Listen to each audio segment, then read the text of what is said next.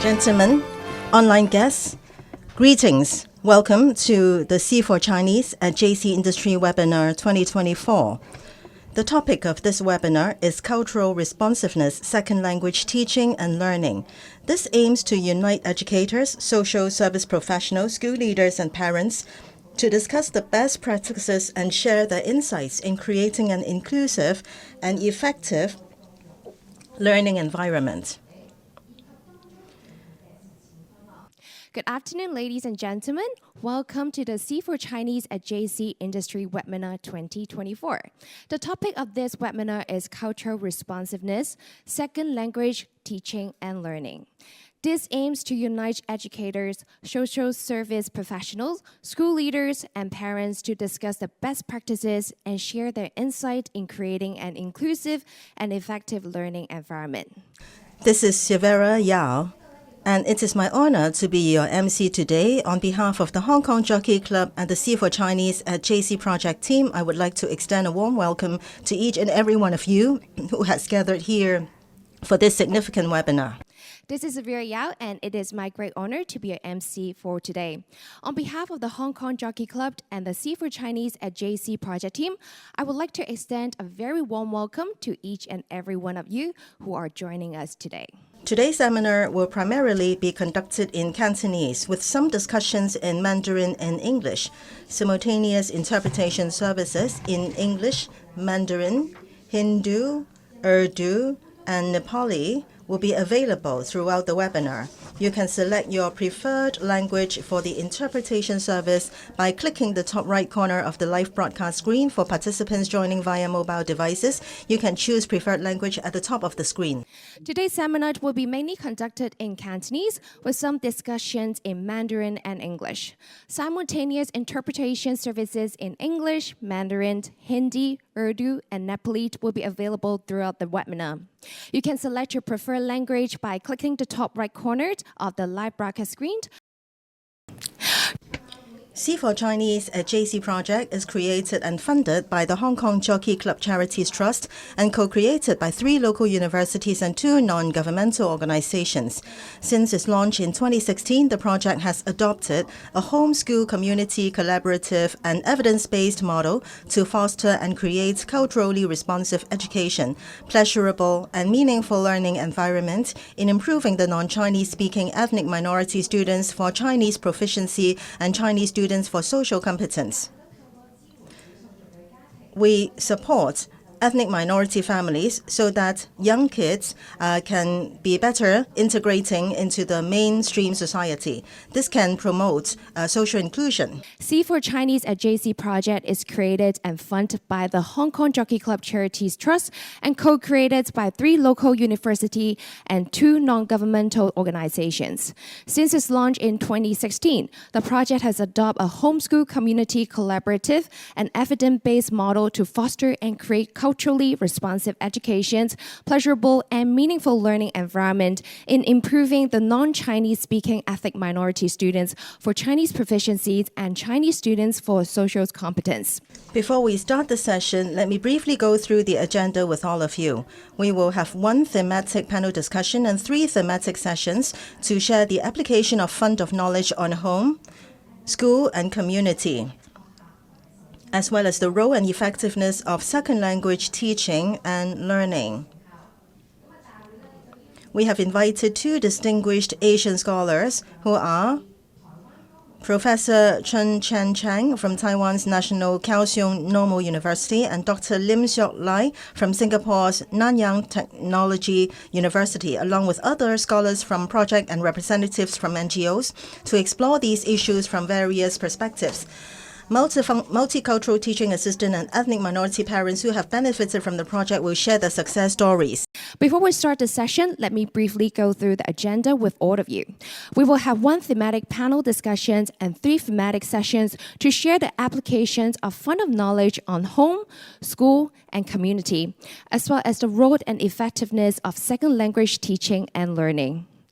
We have invited 2 distinguished Asian scholars who are Professor Zhongzhen Chen from Taiwan National Kaohsiung Normal University, and Dr. Lim Shok Lai from Singapore Nanyang Technological University, along with other scholars from the project and representatives from non-governmental organizations to explore these issues from various perspectives.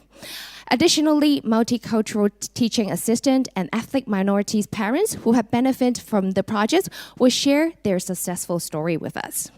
To kickstart today's webinar, let's welcome Ms. Anna Fan, Deputy General Manager, Charities of the Hong Kong Jockey Club. I will pass over the floor to her. Let's welcome Ms. Anna Fang, Deputy Executive Manager Charities from the Hong Kong Jockey Club Charities Trust, to deliver an opening remarks. Ms. Fang, please. Greetings, everyone. Welcome, all of you, to this webinar. So school will start soon. Today is a very important time. In this webinar, we have gathered together experts from Hong Kong, Taiwan, and Singapore. They can share with parents, school teachers, and all parties on how we can better support local non-Chinese students so that they can learn Chinese as their second language. For this project, well, it has a history of 8 years already. We attach much importance to social inclusion. Today, we have invited speakers from other regions because in Taiwan, Singapore, and Hong Kong, in terms of social demographics, there are some differences. However, there are things that we can learn from each other.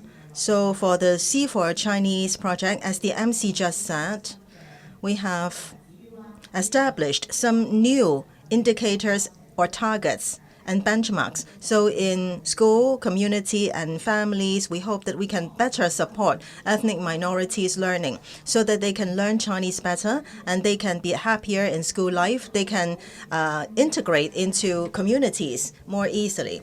So for Hong Kong local scholars, our partners in universities and NGOs, our overseas scholars, we hope that they can have more communication and sharing. So let me just say a few words to thank all the speakers today from Singapore and Taiwan for joining our webinar. It is very important to have your sharing of your intelligence and your experience in teaching and guiding ethnic minority. I don't know whether we should use the term ethnic minority in this case, because for the case of Hong Kong, the non-speaking Chinese is a small proportion compared to maybe in the Singapore or maybe in Taiwan. So the case may not be exactly the same, but I'm sure there are lots we can learn from each other. So let me thank you for all your support and hope you enjoy the webinar today. Thank you very much. Thank you very much, Ms. Fan, for your kind remarks to kickstart our event today. Through learning Chinese in a better way, I believe that children can better integrate into school life. Now, very quickly, we should start our panel discussion. I would like to remind you that we'll have a Q&A session for each segment. We encourage you to submit any questions you have for speakers. You can find Q&A tab on the right-hand side of the live broadcast screen. For those joining us on the mobile phone, Q&A tab can be found below the screen.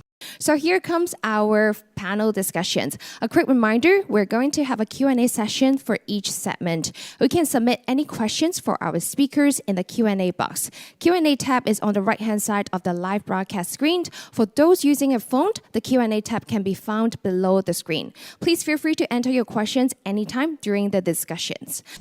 The topic for the panel discussion is Best Practices in Multicultural Classrooms Leveraging Funds of Knowledge, FOK. So scholars will talk about their Asian perspectives and also actual experience on how to enhance teaching and learning effectiveness. We are honored to have our Dr. Hui Xiaoyan, University of Hong Kong, to chair this session. So first of all, let me introduce to you our first speaker, who is from Taiwan, Kaohsiung University, and also Dean of International Affairs Office, Director of Center of Chinese Culture and Language Center at the Graduate Institute of Teaching Chinese. So he is very experienced, and he does a lot of researches on bilingual teaching. Many of his research findings have become important policy foundation in Taiwan. Another speaker is Dr. Lim Siok Lai, Associate Dean for Practicum and Partnerships in the Office of Teacher Education and Undergraduate Programs, Senior Lecturer in Asian Languages and Culture Department at National Institute of Education, Nanyang Technological University. He focuses on second language learning and pre-vocational teaching. Welcome, the two of you. Before I defer to Dr. Hui, guests, can you please look at the camera in front?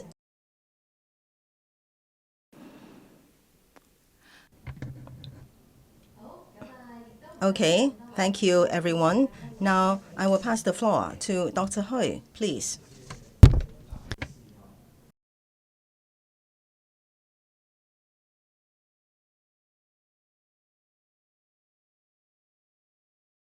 Good afternoon.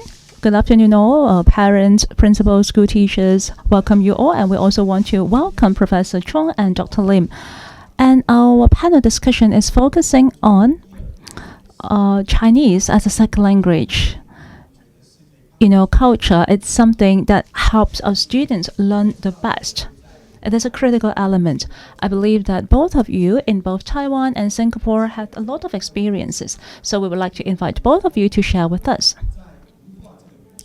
Well, speaking of culture as an element, especially when they're learning languages, if the teachers can make use of their own culture, that is, their funds of knowledge, FOK, or to put themselves in the shoes as the predecessors. They can talk about their life experiences and culture. So these kind of sharings, especially for those still in the kindergarten or junior primary, what would be the benefits or what is the effectiveness? Can you share with us the experience in both Taiwan and Singapore?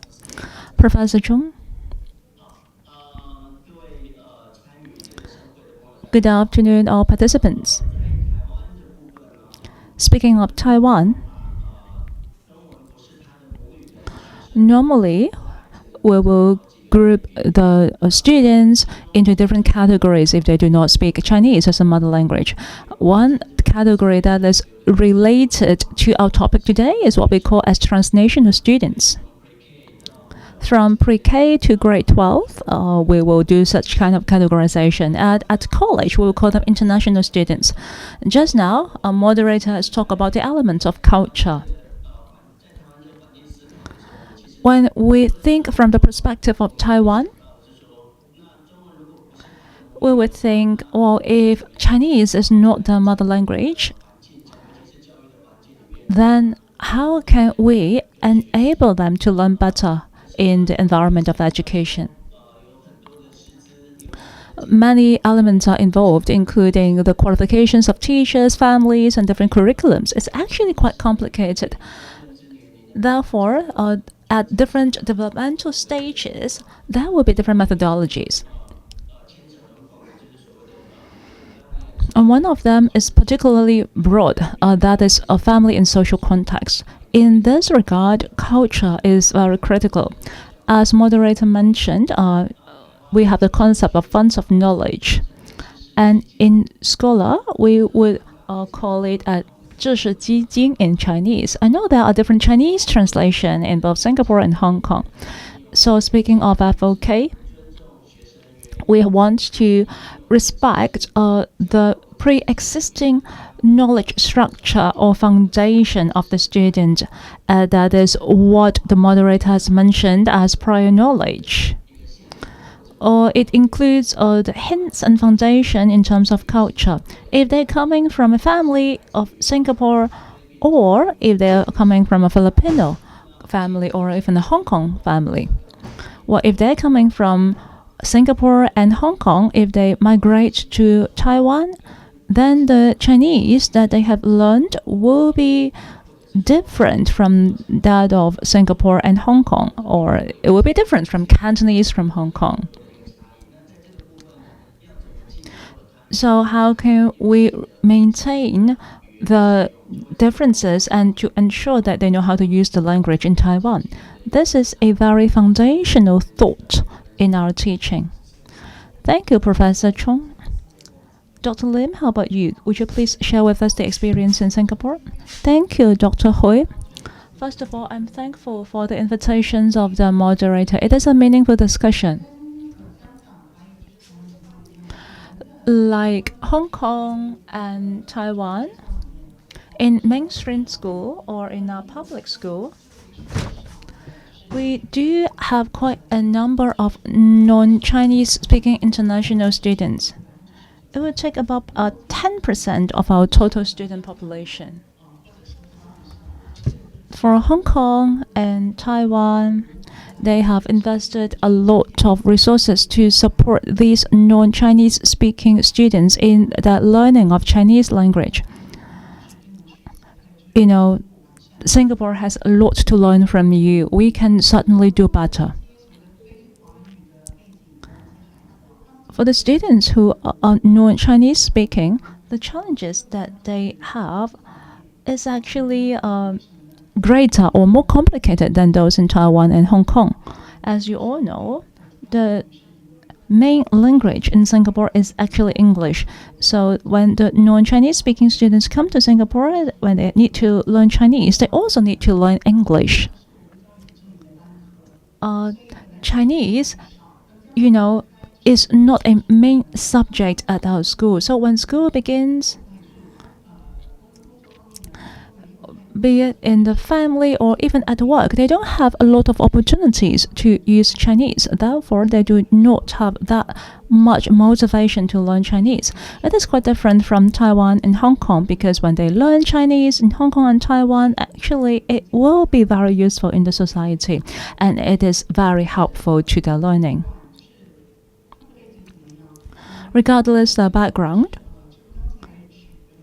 well, just as what Dr. Hui has mentioned, we believe that the prior knowledge of the students, while including their original culture, it will certainly be able to help them when they learn any subjects, especially Chinese. Therefore, I very much agree with you. When we teach them Chinese, we have to think, how can we make better use of their prior knowledge, especially their cultural knowledge, in order to support their Chinese learning. So this is my take on this. Thank you both. I agree. Well, although we are coming from Hong Kong, Taiwan, and Singapore, we have very complicated classrooms. We have students from different backgrounds, different countries even. As Professor Chung mentioned, if we can respect the non-Chinese speaking students' culture, make use of their prior knowledge, it will be very beneficial, just like Dr. Lim. Although Hong Kong will have the language context, but non-Chinese speaking students don't have a lot of chance to use Cantonese. It is a huge difficulty. At schools, how teachers can value funds of knowledge in order to modify the methodologies as well as the teaching. Is there any practical experience that you can share with us from Taiwan and Singapore?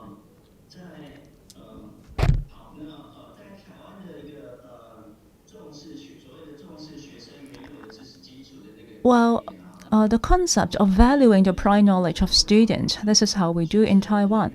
First of all, we will consider the knowledge foundation of the prior knowledge. What are the differences of the prior knowledge between Chinese? Second, when they are being enhanced in their capability, then the mother language, we need to see if the mother language is also improving or is it dropping.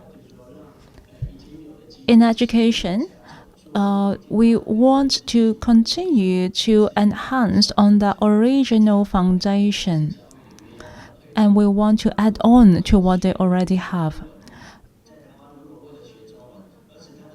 Well, if we are sacrificing the mother language for the sake of Chinese learning, well, it might not be a good idea, because when we teach them Chinese, we hope them they can become bilingual.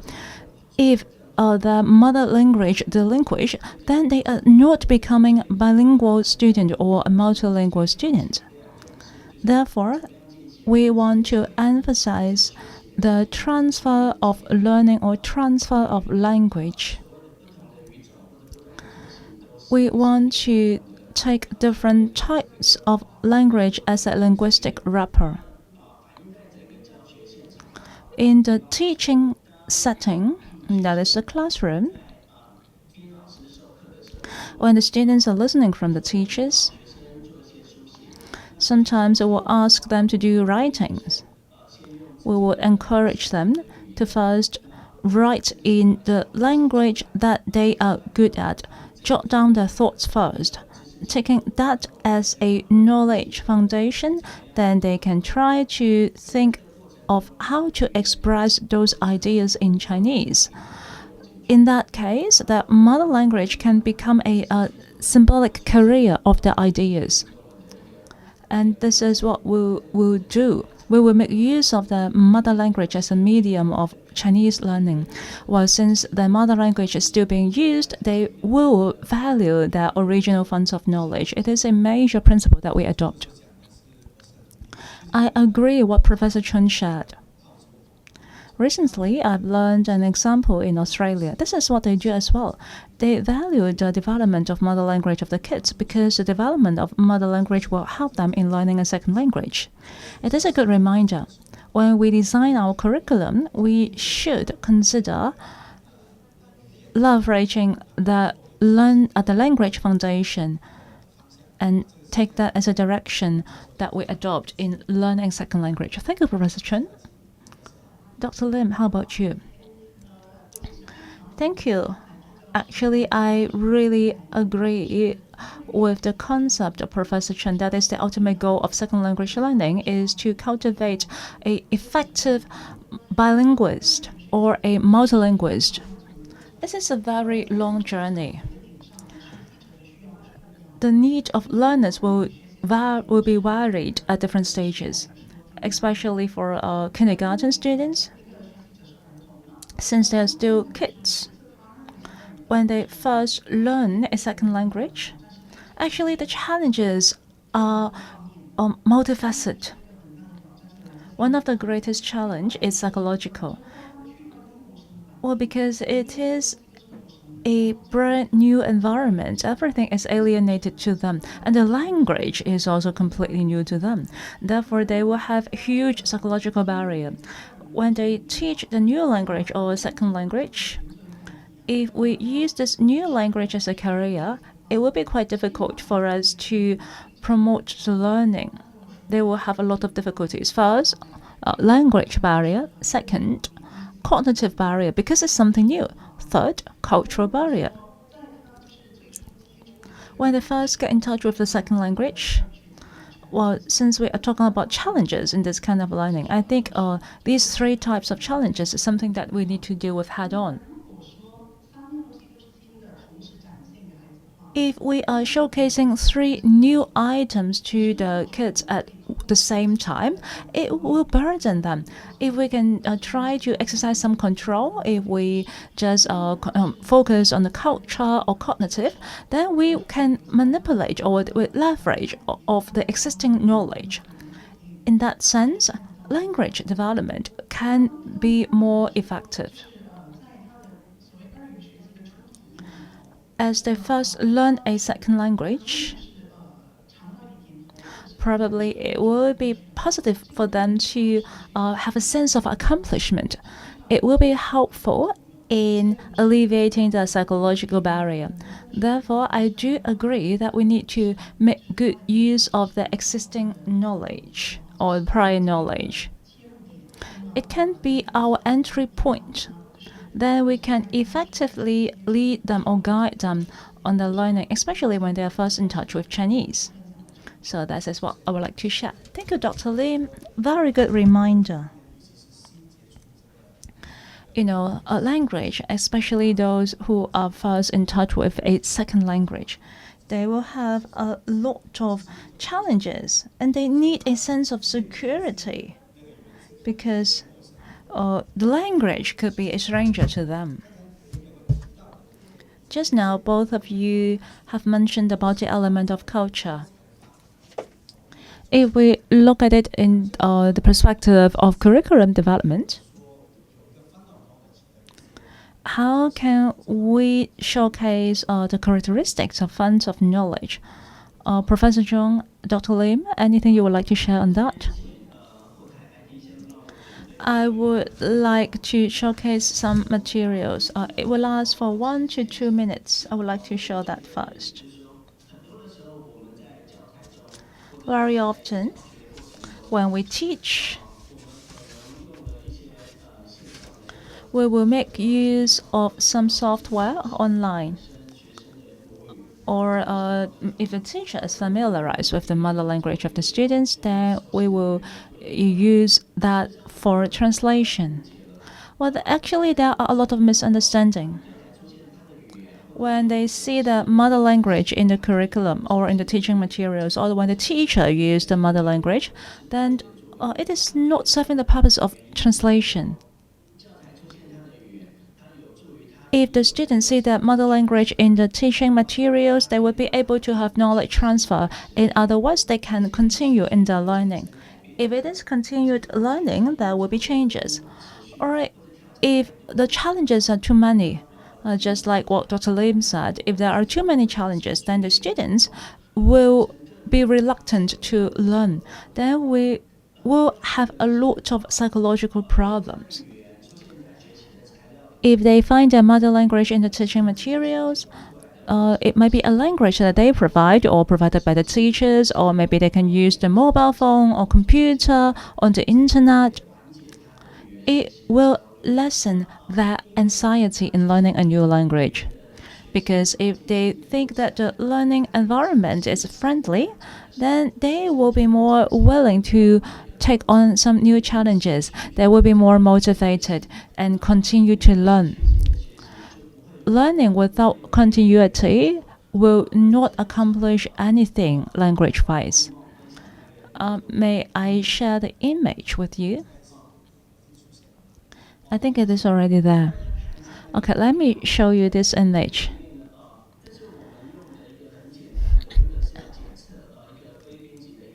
We are supporting a Filipino student.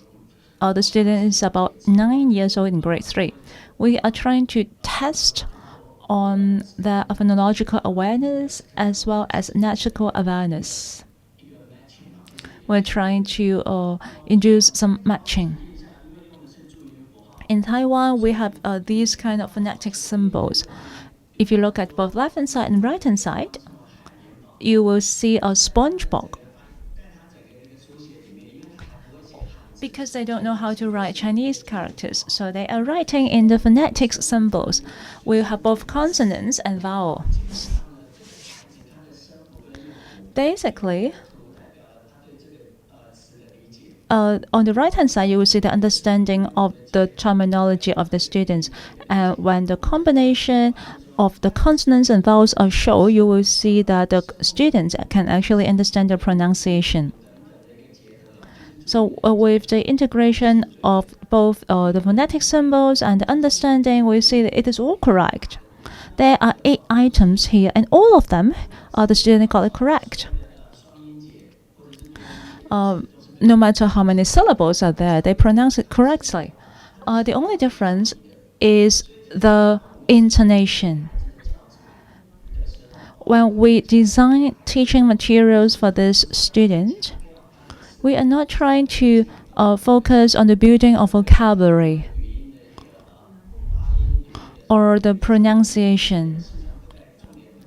Actually, the focus is not there.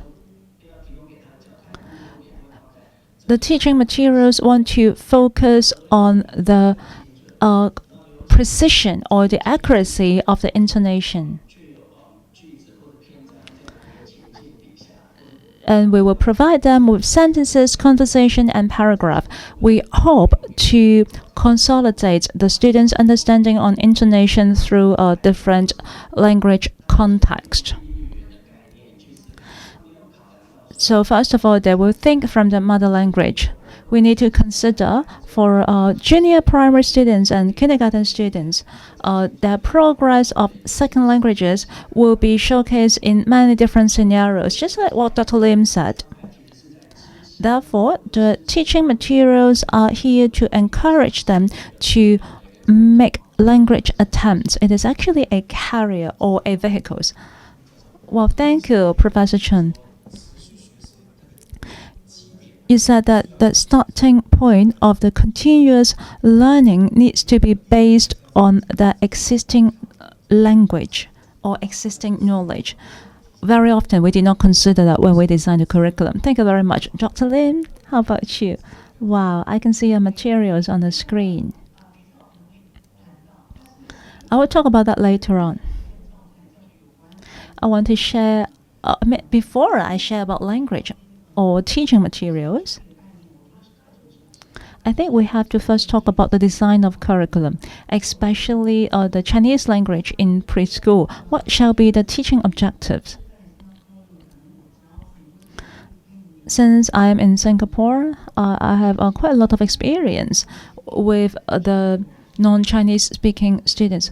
Actually, most of them, well, I mean, their background is quite different from those who use Chinese as mother language, who have oral understanding of Chinese, or because in their daily life they already acquire some sentences and vocabulary. They will not have a lot of difficulties in understanding it in a natural conversation. Therefore, the starting point can be a bit higher. However, for the ethnic minorities, non-Chinese speaking students, then before entering into primary school, we have to make good use of the preschool period. It is a wide space to them. We can lay down some solid foundation for them at this stage. Basically, it is the foundation of oral language.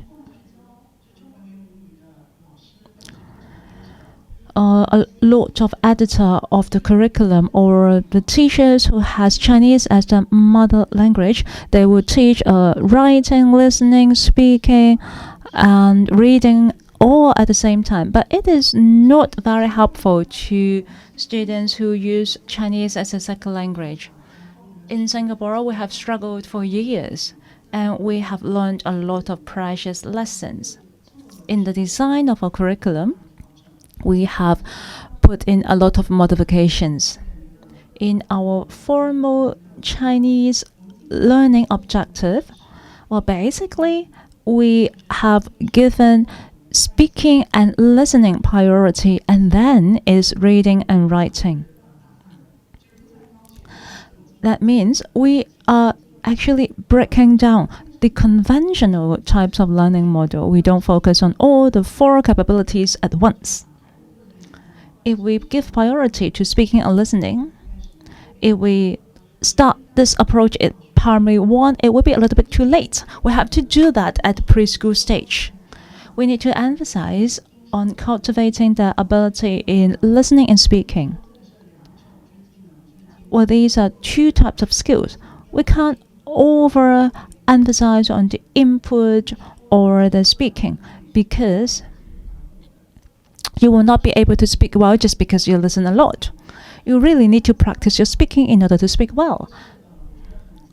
I think it is something that worth exploring. I hope that we can continue to look for a better answer. If we give priority to speaking and listening, then it will be quite challenging to the teachers who used to teach Chinese as a mother language, because we are so accustomed to learn to teach about reading and writing on the basis of speaking and listening. Well, according to the experience of my another colleague, we find out that we need to effectively develop the oral ability at preschool stage. It will be useful for us to use some illustrated books, or maybe books with a picture description and images. All these can be some very useful resources in order to support the non-Chinese speaking students in developing their oral capability.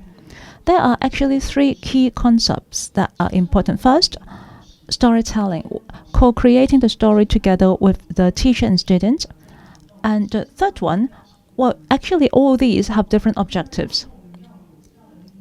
If we want to effectively make use of the children books, then the most useful tool are the illustrated books, illustrated storybooks. At the same stage, we can adopt different methodologies.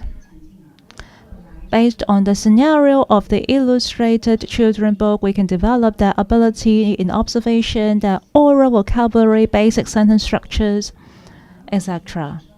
Under the guidance of the teachers, they would be able to develop certain concepts, or they can make use of the scenario to co-create the story together, and finally the teacher will read out the story for them. Perhaps we have to train them more on the first and second stage. Well, we can introduce them to the writing of words, but at a later stage there are multiple chances to consolidate their reading and writing skills. We don't need to finish everything during the preschool stage. My personal take is, if we can lay a solid foundation in oral language during preschool stage, it is actually very useful in helping them transit into primary school. This is my sharing. Thank you, Dr. Lim. You have talked about the sequence of learning, that is speaking and listening first, and then reading, and finally writing. I think it is very important. You also mentioned about the use of storybooks in developing the oral languages. It is also a methodology that I would like to further develop. Professor Zhong, anything you would like to add on that? Basically, I very much agree with what Dr. Lim shared. We need to give priorities in language learning. In Taiwan, we believe that the development of listening and speaking is our priority, because these are some survival skills, be it in the classroom or in daily life. If we can support them in learning, listening and speaking, they can survive better. Reading and writing are important in developing foundational knowledge or different subjects. But if you can't even survive, then you can't have anything else. Therefore, I very much agree with you. That shall be a sequencing in the development. As Dr. Lim said, as teacher who use Chinese as a mother language, it would be quite challenging, because we already know how to listen and speak when we learn language. But to them, it is a survival skills that we are talking about. We need to teach them from listening and speaking stage. Just now, you also mentioned about the context of learning language. After learning it, are they able to make use of this language? Is there anything that we can learn from you, Taiwan, about developing the language context in the community? Or from Singapore, any programs that you have? If we talk about the family in the community,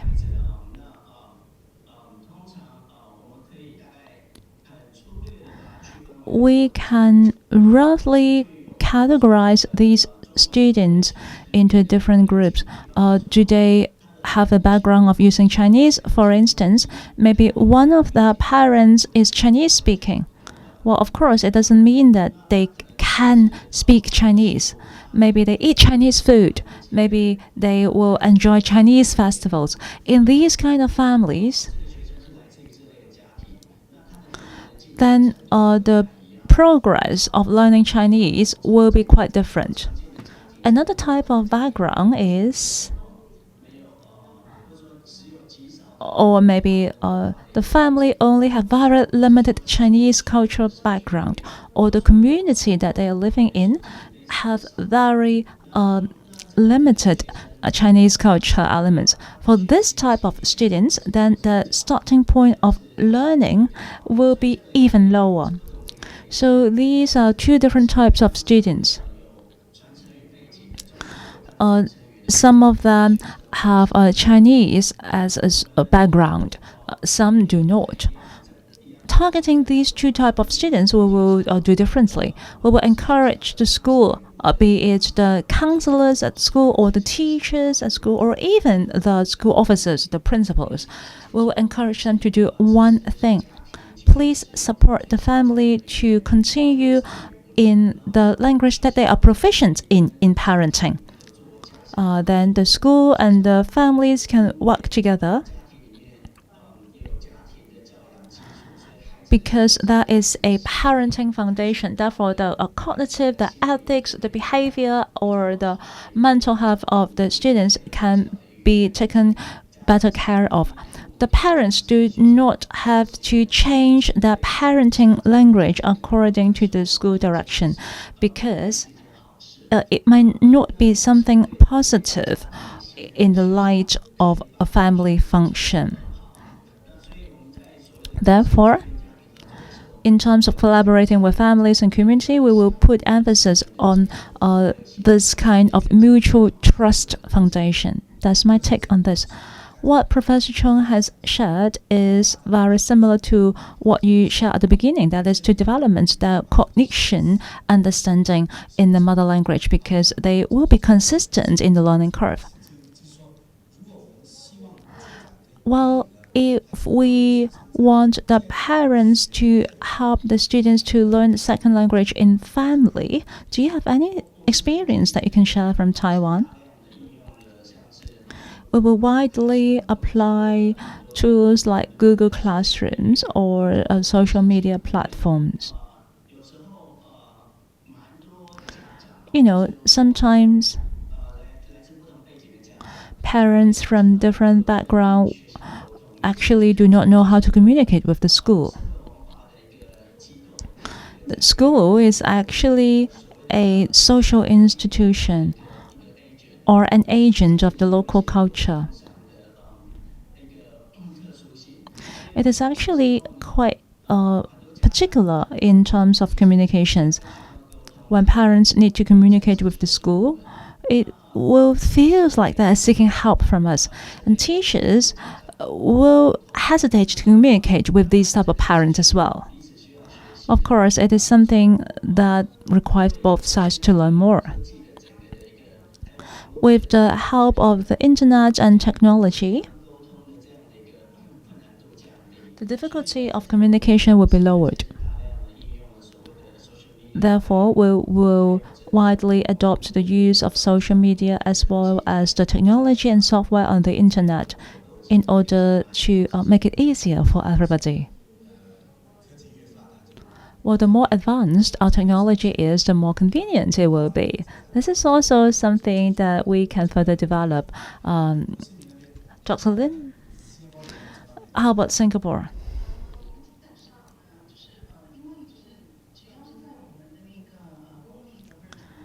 For a mainstream school or public school, all the students need to learn English and Chinese. Well, because English is the dominating language, all the other subjects will be learned through English. After they attend school 1 year, their ability in English will be already at certain level. Therefore, many teachers will do something like this in order to support the parents of these students. Maybe they can become a learning companion of the students at home. We will offer them some bilingual languages materials, including the glossaries.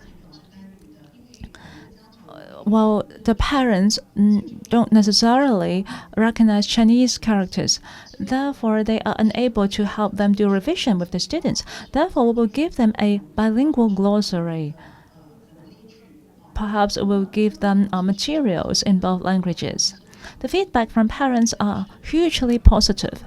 With these resources, that is the bilingual resources, back home, they will feel supported when they need to learn with the students. Sometimes they will also learn alongside with the students. They are not just instructing them to learn. Actually, they can also learn some Chinese themselves.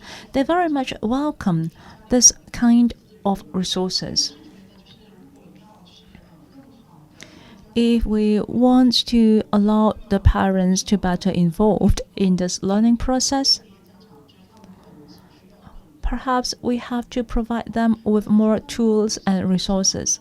In Singapore, we very much value the use of ICT in learning. There are more and more applications or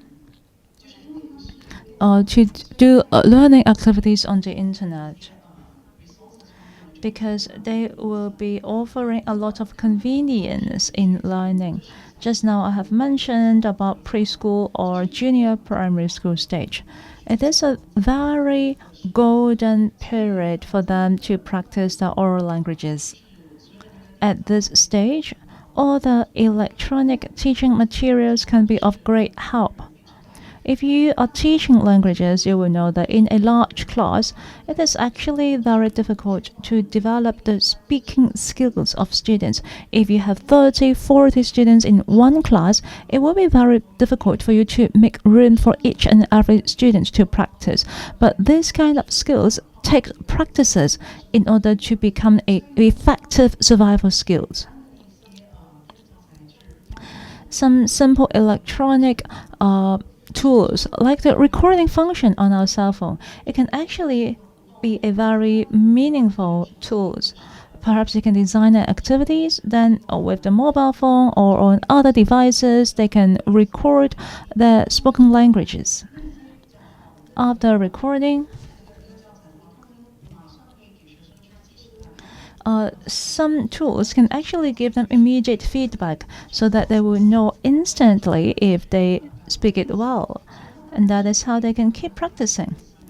They can practice and they practice repeatedly. If teachers discover that at certain stage some students cannot pass through certain checkpoint, then they can target it at this area. So one is ICT. The second one is to provide bilingual materials to the parents. Both will be very helpful. Thank you, Dr. Lim. As for the teaching materials you develop for the parents, do you have any observations in terms of design, any principles that you can share with us? Well, am I still showcasing that picture? There is a picture I would like to show.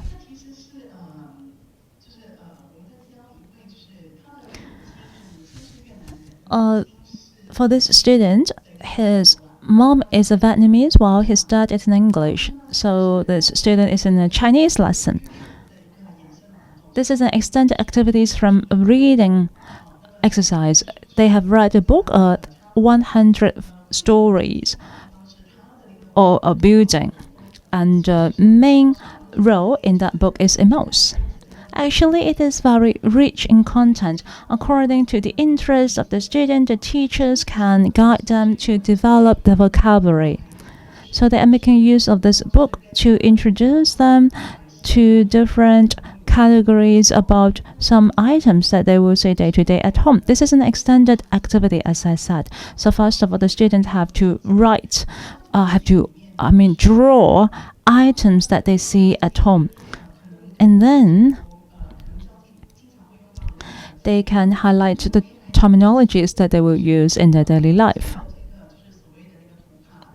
So this is the sight word card. This is being created. They can do a lot of activities like matching. Like you have to match the image with the word, or you have to match the drawing with the phonics, etc., to consolidate the learning. Because these vocabulary are learned under a context. With these games, actually they are consolidating while playing. Well, you know that sight word cards are co-created with the kids. As long as they have these experiences of doing this on their own, it will be easier for them to internalize what they have learned. If we use this kind of children book as a material to develop their skills, we shall never stop at storytelling or reading. Actually, you can develop a lot of cross cross-subject language, cross-subject learning. Perhaps you can cross over with visual arts and do art crafts. Can we show the third image? I want to show them a sample of the art craft. Can the crew please show image 3 for me? This is from another illustrated book. It is a very well-loved storybook by the children. It's about a witch and a cat. It is a very simple story. A witch has purchased a cat on the first day. She has fed the cat a frog, and the second day a spider, etc. And at the last day, the cat gave birth to a colorful kitten. So the kids can be inspired to create all these colorful art crafts, and they can make use of this art craft to tell further story. It is a very good consolidation process. And the learning process are also full of fun. The language that they learn is also very vivid. All these methodologies are being well received by the students, and it is also encouraging to the teachers. This is something that we would like to share with the teachers in Hong Kong. Thank you, Dr. Lim. Just now you have mentioned about reading a particular book, and then you ask the student to draw things that they can see at home. This is also a fund of knowledge, right? This is something they already know, and now you are matching it with the new language vocabulary that they are currently learning. Although it is not something huge, but it is highly functional. Thank you both for your sharing. There is another topic that I would like to start on. At preschool stage, the non-Chinese speaking students have to go to primary school after 3 years. Is there anything that you would do during transition stage? Any difficulties? How can we help them?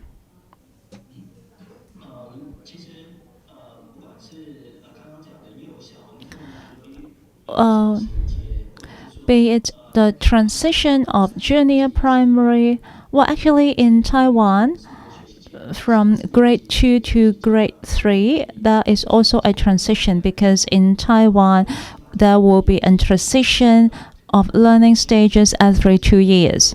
Transition is always an issue and a challenge.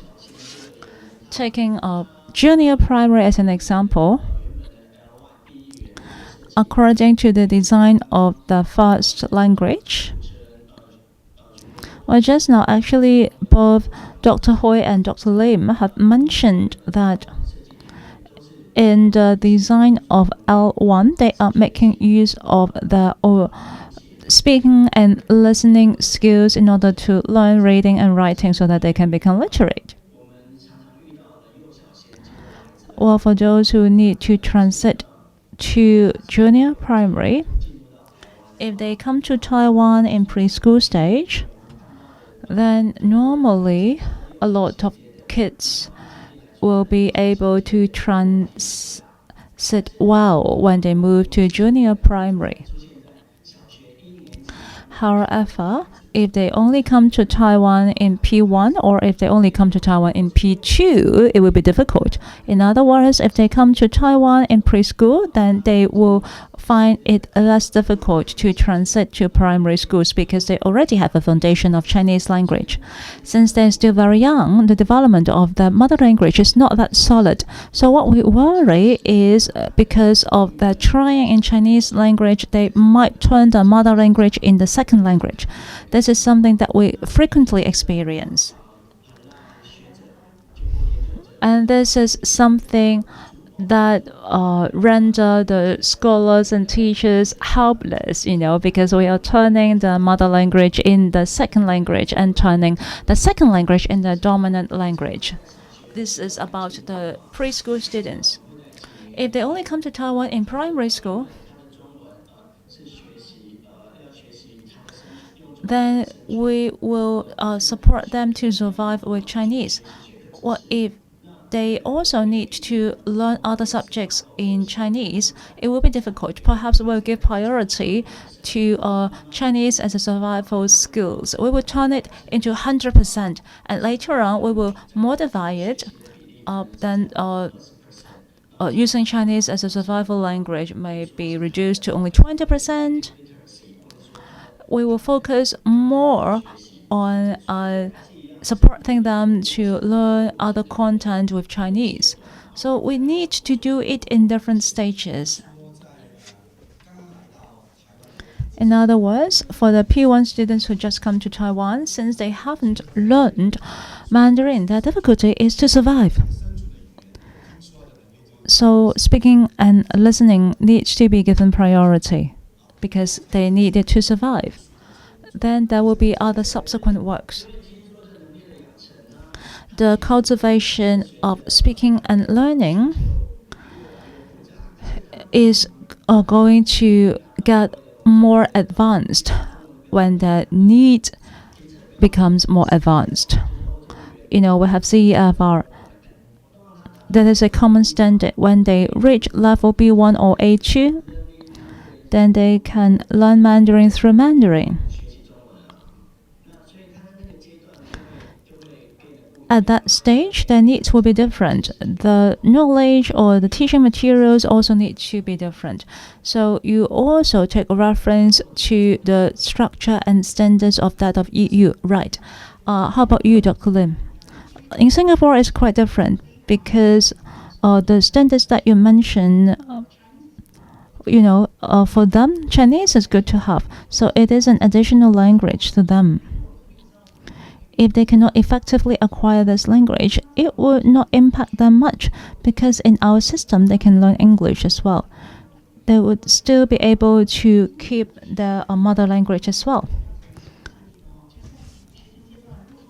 At preschool stage, if we can develop the oral language foundation, then it will be much easier for them to learn Chinese language.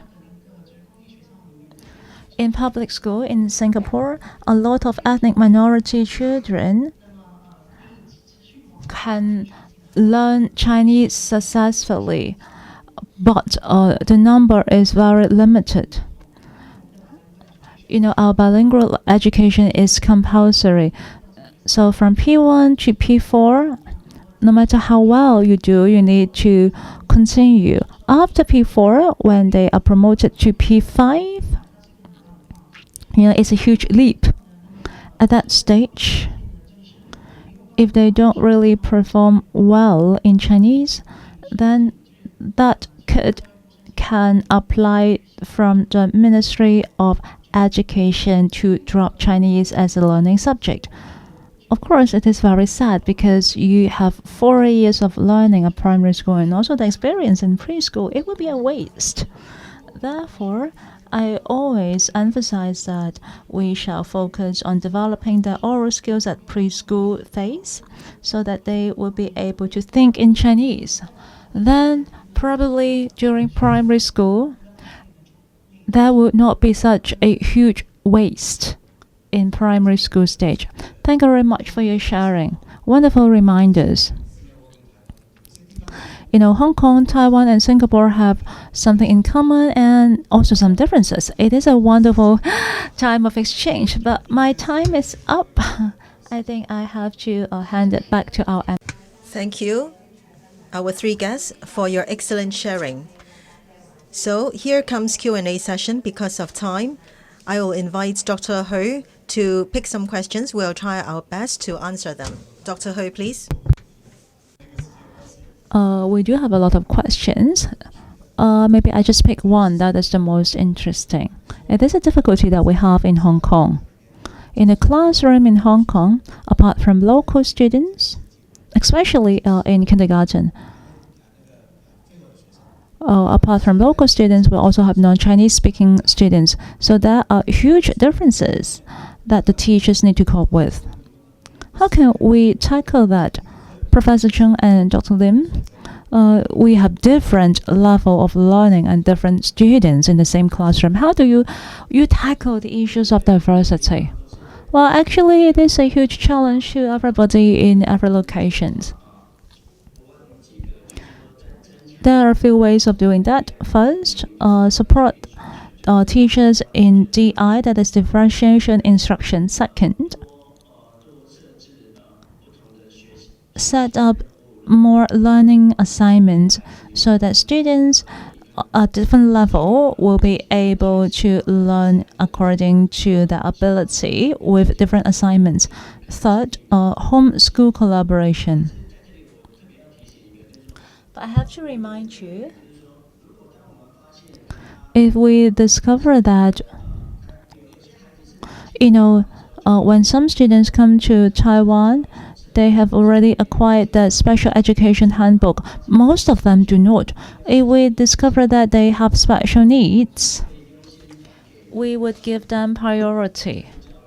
And we would transfer them to teachers in special education in order to support their learning as a whole. Both the cognitive needs or the physiological needs will be given priority. In that case, language learning will not be given priority. Thank you, Professor Chun. Jocelyn? I very much appreciate what you do in Hong Kong because you have multicultural learning facilitators. I think it is very important. Likewise, in Singapore, we have different types of kids in the same classrooms. They are mingled together. The ethnic minority students will be able to learn together with the Chinese-speaking students. We will have a lot of exchange in terms of culture, in terms of language. It is all very positive, but it will be challenging to the teacher as well as to the teaching materials. So if the situation allows, perhaps we shall try to limit the diversity. Let's say if we have Nepalese or Pakistan kids, if possible, can we have only Chinese and Nepalese kids in one classroom? And also have a MLF with a common background of that student.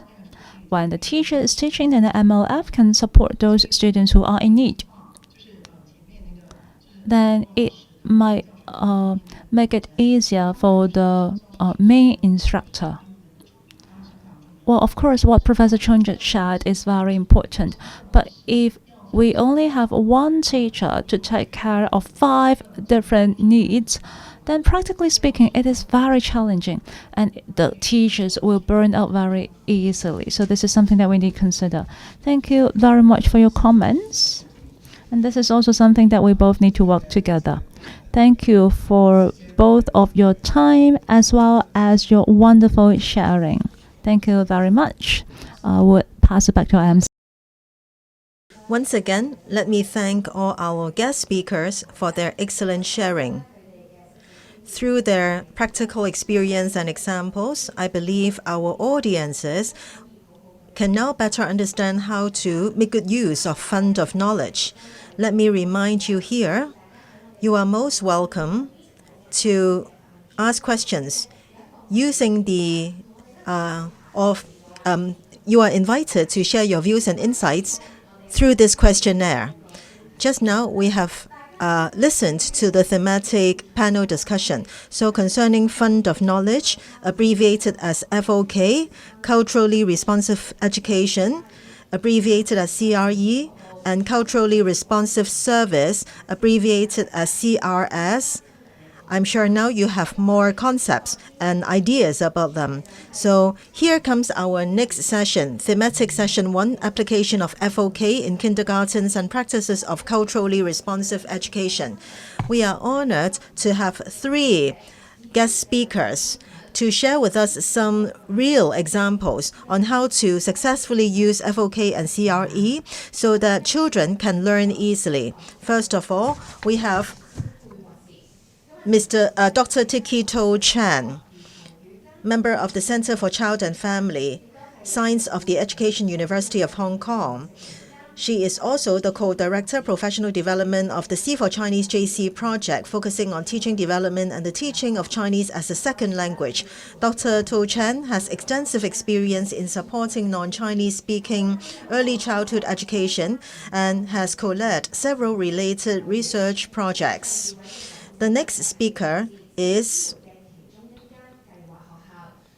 Ms. Fong Ziyan, head teacher, Sun Island English Kindergarten, which is one of our project schools in our project. The third speaker is Ms. Farouk Shamila, MTA, graduate of 2022 to 2024, higher diploma in early childhood education from the Education University of Hong Kong. In this session, we still have Dr. Hui Xiaoyan from the Hong Kong U to be our moderator. Before we begin, please take a look at the camera in front of you and take a group photo together. Please continue to look into the camera for a group photo. Okay, thank you. Audiences, let me remind you that during the live streaming, please feel free to use the Q&A tab at the right-hand side and input your questions. Over to you, please, Dr. Hui. Right. Thank you, MC. Thank you, Dr. Chan, Ms. Fong, and Shamila. Just now, Dr. Lam from Singapore said already that in Hong Kong, we have very good design. That is the role of MTA. So later on, I'm sure Shamila is going to share more. Now, I will first ask Dr. Tu Chen a question. I usually call her Tiki. Tiki is highly experienced in this. In relation to small kids, how do we make use of fund of knowledge and also cultural responsiveness in a practical way? Tiki, please. Yes, thank you, Dr. Hui. I'm so happy to be here to meet you all here. In terms of theories, we talk about culturally responsive teaching, and so we can do some sharing. Without further ado, together with my whole team, we're trying to find a focus together, and that is FOK. Now, for culturally responsive teaching, it is very broad in scope. So we have to look at ethnic minorities' culture, so we need to find some focus. Then we think of FOK. How can we make use of the FOK in Hong Kong? For ethnic minority children and families, how is their condition? So now let's take a look at the situation in Hong Kong. Please show my PowerPoint.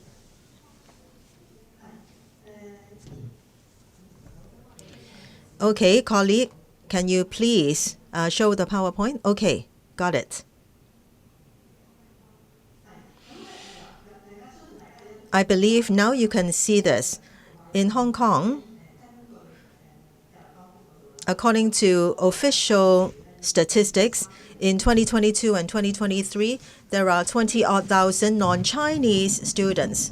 And our government has been promoting a diversified approach and also all-round learning support. For example, curriculum development, teacher qualification, teaching materials, professional support, and so on.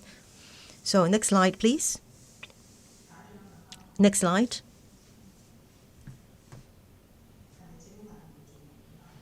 So can we see the next slide? Yes, we can see the next one already. This is page 4. Is that right? Page 4? Is this the one? Oh, okay. Let me see.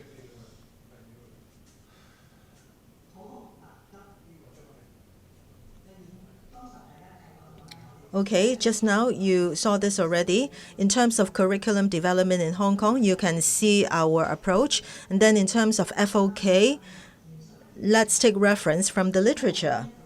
Okay, here you can see this from Helen Hedges. In her articles, she talked about family, society, and school. So regarding FOK, it is the learner's information or knowledge, and it is developed from the family's perspective. In terms of culture and awareness, some support is being given to us for teaching. and also for education practitioners. So if we use this FOK, okay, funds of knowledge is abbreviated as FOK. I think you are getting familiar with it. So we are trying to explore information and knowledge that teachers find important. Now, Hedges refers to FOK. So this is a qualitative study. She conducted observation and other methods. For 1 year, there are 10 teachers and also kindergarten kids being involved. Here you can see her selection focus in relation to the children. So she adopted FOK as the framework. Let's take a look at her findings. In families, relationship and experience of individuals and families, and also relationship with children, these are very, very useful. And then in schools, relationship among children, and also children getting together, playing together happily. Well, in school environments, I'm sure you have seen that. For non-Chinese students in their classrooms, usually during their free play, they play happily together. And then in relation to thematic learning, let's say I am living in the same residential development. Where is the playground? What stores are around your residence? And when it comes to food, for example, they will have a lot of conversations. The non-Chinese students may be interested in different types of food. Among children, there can be a lot of communication and exchanges. Some teachers may have this experience before. Okay, then let's take a look at society. In the literature, it is said that in society, teachers have to undergo professional development. So actually, we have given some financial assistance in relation to curriculum development. The assistance is given to school teachers, school principals in organizing workshops, and there are also other courses. Those courses are being recognized by the Education Bureau.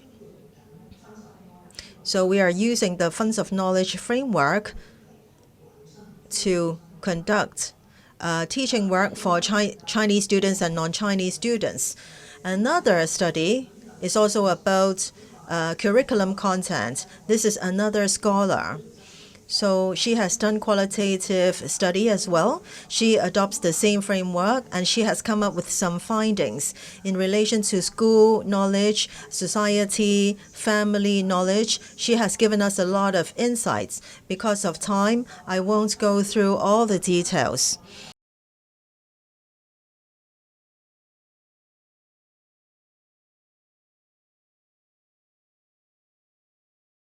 Well, many teachers may have seen this. These scholars all along have been using FOK to look into how there is impact on social functions and families and individuals. So they have conducted questionnaire survey. Some information and data have been provided for us. For qualitative researchers, they told us that students and social development and perception have all benefited. For example, children take part in learning activities. They are responsible for some work together. They collaborate. They have confidence in learning. And then they can open up new horizon in terms of their individual aspirations and so on. There are all these examples in Hong Kong. Teachers work on projects and extracurricular activities with students. They study bread and dim sum and toys. So they have come up with all those findings. So I have raised all these remarks as an introduction to stimulate our discussion. So for concrete examples later on, our teachers and students will give more concrete examples. I do look forward to subsequent conversation. Okay, thank you, Tiki, for this very important framework introduction. So how do we see the use of FOK in preschool education? So now I'll ask Ms. Fong to share with us her practical experience and her practical journey. This practical journey can actually help us realize what Tiki just told us. Okay, we can't hear Ms. Fong's voice. Can you please unmute yourself? Can you hear me? Yes, very clear now. Okay. Greetings. I am from Sun Island English Kindergarten, Tokwa 1. My name is Fong Chi Yan.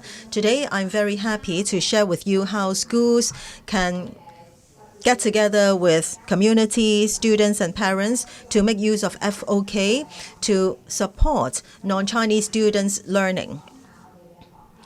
Let me very briefly explain the background of our school.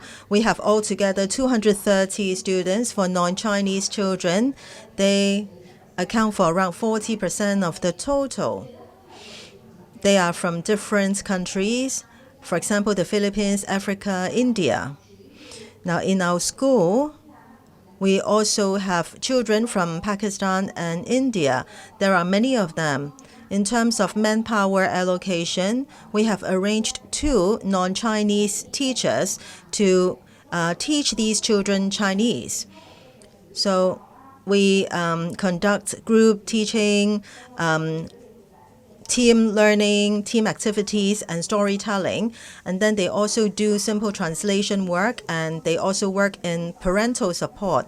Now, when it comes to preparation work about FOK, we have meetings with teachers of different grades and the school principal to understand the learning situation of non-Chinese students. Based on their learning capabilities, we will prepare the right curriculum content and materials.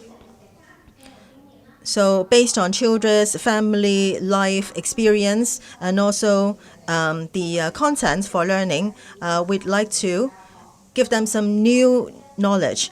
And then the direction will be culturally responsive teaching. So in our teaching, we add some very unique cultural elements. For example, if the theme for discussion is food, then we will ask South Asian children to talk about their own country's food. For example, for children from Pakistan, they can talk about samosa and also momos from Nepal. So through this sharing about their unique culture of their countries, they will become more interested in learning. Besides, in school, we also have a whole or complete language environment. So in the classrooms, there are decorations related to language. Here you can see some pictures with Chinese words, for example, chair or clock and so on. And then the non-Chinese students will also post some sports name in the sports room, for example, soccer, or they will put up some phrases, related phrases in the physical fitness room to tie in with topics of discussion. In this way, the students will know the name of various equipment. They will also learn the verb related to sports. When we take care of non-Chinese students so that they can learn Chinese, we also organize different group activities. For small kids, there will be storytelling and also Chinese group work and also class-based group activities. And then for lower grade, there will be Chinese group activities and also interesting Chinese 2.0. We make use of the curriculum, the materials to teach children to get engaged in activities. Now, children are very interested. For small kids or nursery class, why do we have this storytelling session? Now, for K1 students, they seldom come into contact with Cantonese. They don't quite understand, especially when they just enter our school. So through these stories, they can listen to Chinese more, and there will be more language input for them. After the silent period, so to speak, then they will find it easier to master Chinese words, phrases, and sentences.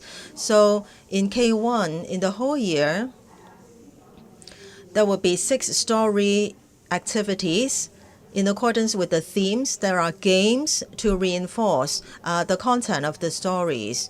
So non-Chinese teachers have experienced this for a few years already, and the feedback is after these storytelling events, children find it easier to learn Chinese and they show improvement in class.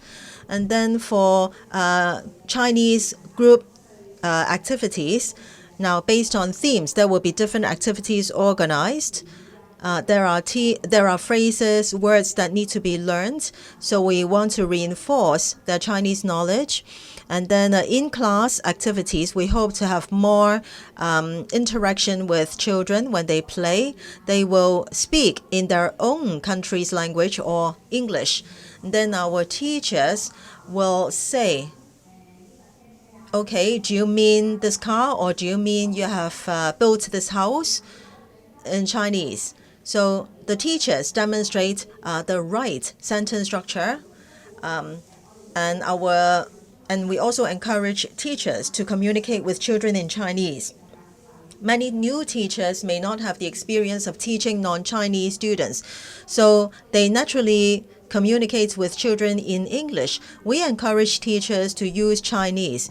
If students can't understand, then they can resort to body language and also picture cards to help them understand. Besides, we encourage teachers to enhance their professional teaching capabilities and their skills. So we encourage teachers to enroll to courses about non-Chinese students. For example, these courses are available in the Education University. So then we encourage teachers to apply what they have learned in class.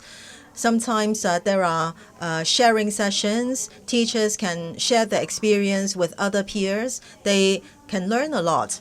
So by taking part in different courses, this is very helpful for teachers to gain insights. We often organize parental activities, parenting activities like parent and children picnic, and also New Year fair, and so on. Through interacting with people of different nationalities, then we can know each other. Non-Chinese parents can also understand more about resources in communities. Then they can better use these resources. Apart from the above events, we would like to see more communication and contact between parents and teachers. So we organize Parents' Day for new students so that they know what activities we organize, how we support children. And through apps, we disseminate notices so that parents know that we organize different events. From time to time, we will upload pictures of children in school so that they know that we organize different types of events and activities. And then parents can feel an ease of mind. They can also build good relationship with our school. Now we have got parents' Chinese class.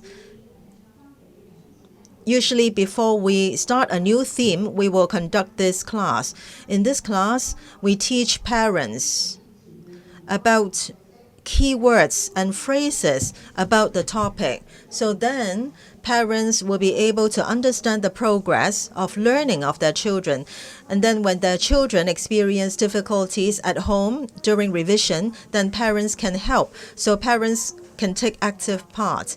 At the end, we organize a party so that we can share together about how we learn Chinese during the whole year, and we can also share difficulties that we have encountered in the coming year, how we can improve the Chinese class. Besides, in our school, there are also challenges about Chinese traditions and cultures. So we will play with different toys, Chinese traditional toys. If you take a look at these pictures, you can see that children had a lot of fun during these events. And there are Chinese cultural events, for example, ink painting.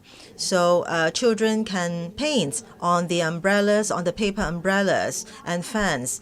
They are very willing to try. They feel happy. They really get engaged a lot in these painting activities. Now, in terms of using community resources and network, last year, we worked with Cultural Journey Limited to organize a cultural inclusion event. From these pictures, you can see that our parents and teachers played very happily with the non-Chinese students. There is a lot of cooperation. For example, they tried on ethnic minorities' costumes.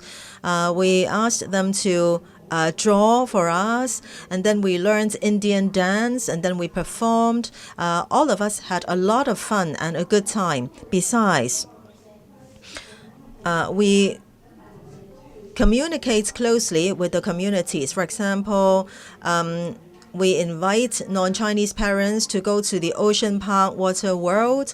We offer them tickets. And then there are also parent mental or psychology support and assistance events, because we know that parents experience a lot of stress in taking care of their children. So we want to offer them more mental and psychological support. We can chat with them, and they can actually alleviate their anxiety.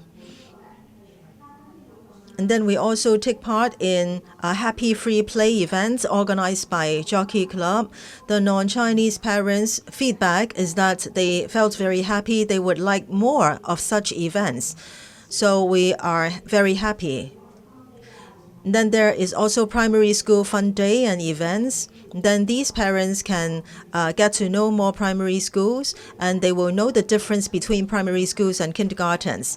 Okay, so much about these events. We would like to tell you that as long as we can establish good relationship with non-Chinese families, they are very willing to share their difficulties with us. We encourage them to take part in our school events with more communication and understanding. Then, for example, during some festivals, they cannot attend our Parents' Day, then we can make adjustments. We should encourage them more, communicate more, and build better relationship. At the end of the day, we hope there can be close cooperation between parents, schools, and the community. And then better support can be given to non-Chinese students. Then they can adapt to learning and life more, and they can have their potentials realized. That's all from me today. Thank you. Thank you, Ms. Fong. Now, Ms. Fong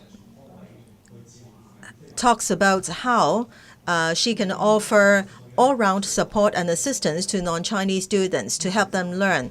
One thing is very interesting. They ask children to bring their country's food back to school so that the children can feel more engaged. So this is one very important application in Fund of Knowledge.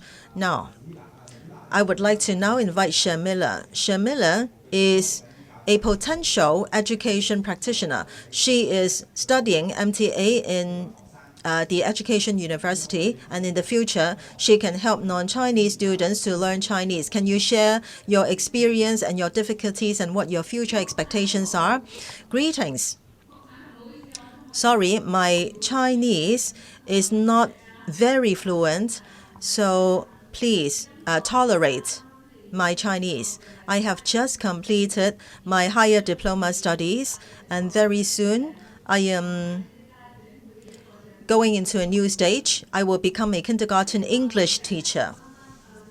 Just now, Ms. Fong did a sharing. So you know that right now in schools there are many events and activities in which children can better integrate into the environment. Let me share my experience. I am born locally and I grew up here. From kindergarten to university, I study locally here in Hong Kong. The challenges that I have faced include the following: language issues, communication difficulties, social problems, and also academic work. Back then, there was only limited access. There was not much equipment available for us. For instance, books and also tools used in class.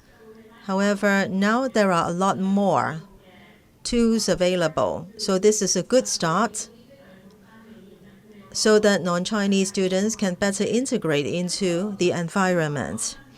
Okay. I hope there won't be any problem if I speak some English.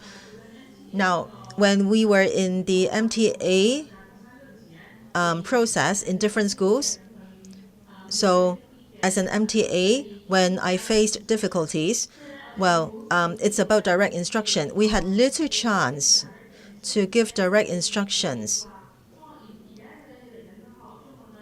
So they are going to learn Chinese, and they thought that they should learn Chinese from Chinese teachers. But if all of a sudden a person has to adapt to a brand new environment, it would be quite difficult. So we talked to them. We asked them to adapt gradually.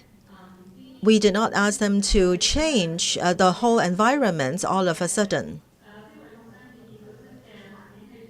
When non-Chinese students come into a new environment, they will feel a lot of resistance mentally. In some cases, they can take the initiative to communicate with others. However, in most cases, they are not willing to come into contact with others. It should be a step-by-step process. And family members are important because family members are their first points of contact. And family members, friends around them, people whom they get to know in school, people of the same cultural background, these can give them a lot of support. For example, in a class, there may be people of similar background, then they will communicate with these people naturally.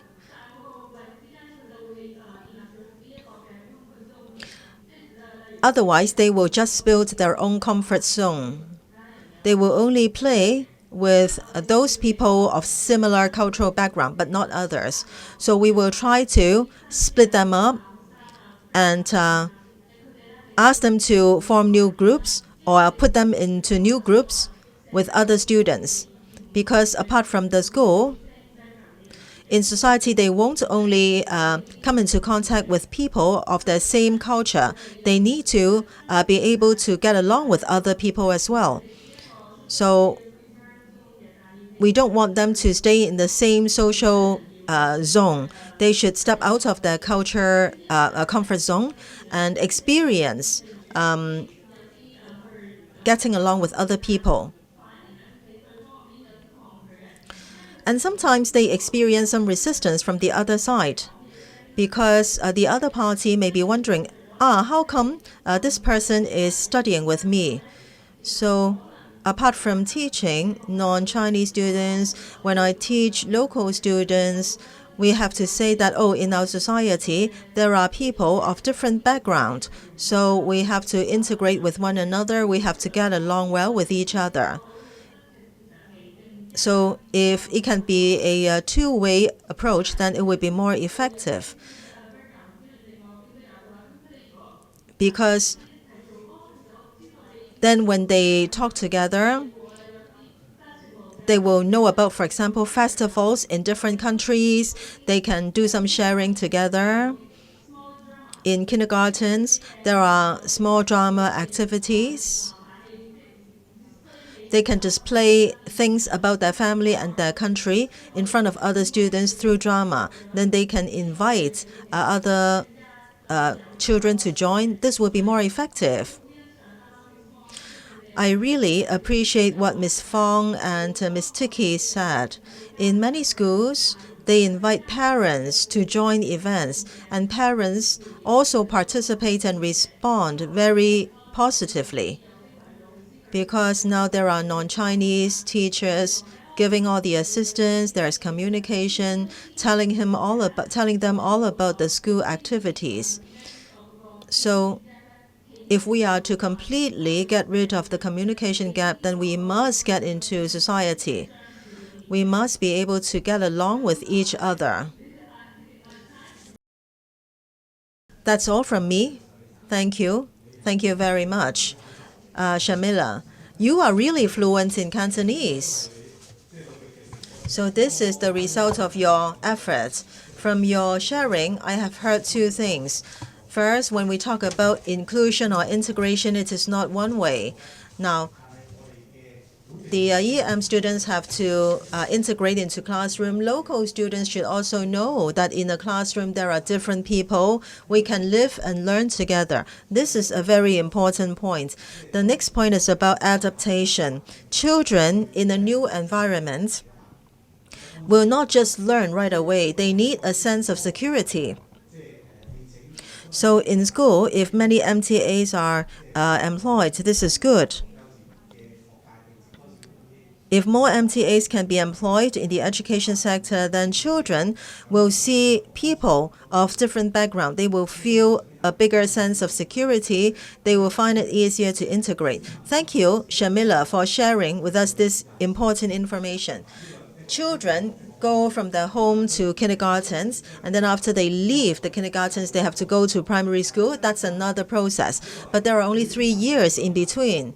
So to children, especially EM children, this is even more difficult. So from your sharing, this is a point that I have absorbed. So thank you for sharing this with us. That's your knowledge as well as your feeling. Thank you, Tiki and Ms. Fong as well for the sharing. So I will pass the floor back to the MC. Okay, once again, thank you all for your excellent sharing. Now it is Q&A session. Because of time limit, Dr. Hui, can you pick some questions for us? Dr. Hui, please. Okay. Many questions are for Ms. Fong. Okay, let me pick one. One question is this. In Ms. Fong's PPT, it talks about education for parents, and many parents have participated. So a teacher asked, how can schools attract parents to join more school events and activities and also training courses? Ms. Fong, can you please respond and share your experience? Okay. Now, how to attract parents? This is a bit difficult because they have many different situations. They may have to take care of children. Their families may be very big. Sometimes they cannot join. So we will tell them, never mind, just bring your children to the Chinese class. Then we will offer toys for their children. And then at the school entrance, we see parents very often. When the school door is opened, they may not have joined any event in the past, but we will encourage them to join. We will say, oh, this event is very helpful to children. So we will encourage them. And then they will just come in and join our events. Bonding is another thing. Very often parents get into groups as well. So if you can gather together a group of parents, and let's say if you can get 1 or 2 families, then they can convey the message for you to more families. Then later on, there may be 5 or 6 families, and gradually there will be more and more. And sometimes we need to offer small gifts to attract the parents. So if parents take part in a certain event with a certain percentage of attendance, then we'll give them some gifts to encourage the participation and attendance. So we need different methods. Ms. Fong referred to 3 strategies. 1, invite other family members to join. Now, in EM families, usually the mother is very busy. She has to take care of many children. And when parents come, we can encourage them and offer them gifts. Number 3, the third one is also very important. Community. Some families may be information providers. If you can identify these families, then they can help us invite many other families to join. So this is a very good strategy. Shamila, is there anything you would like to add? How to encourage parents to join? Well, I agree with Ms. Fong.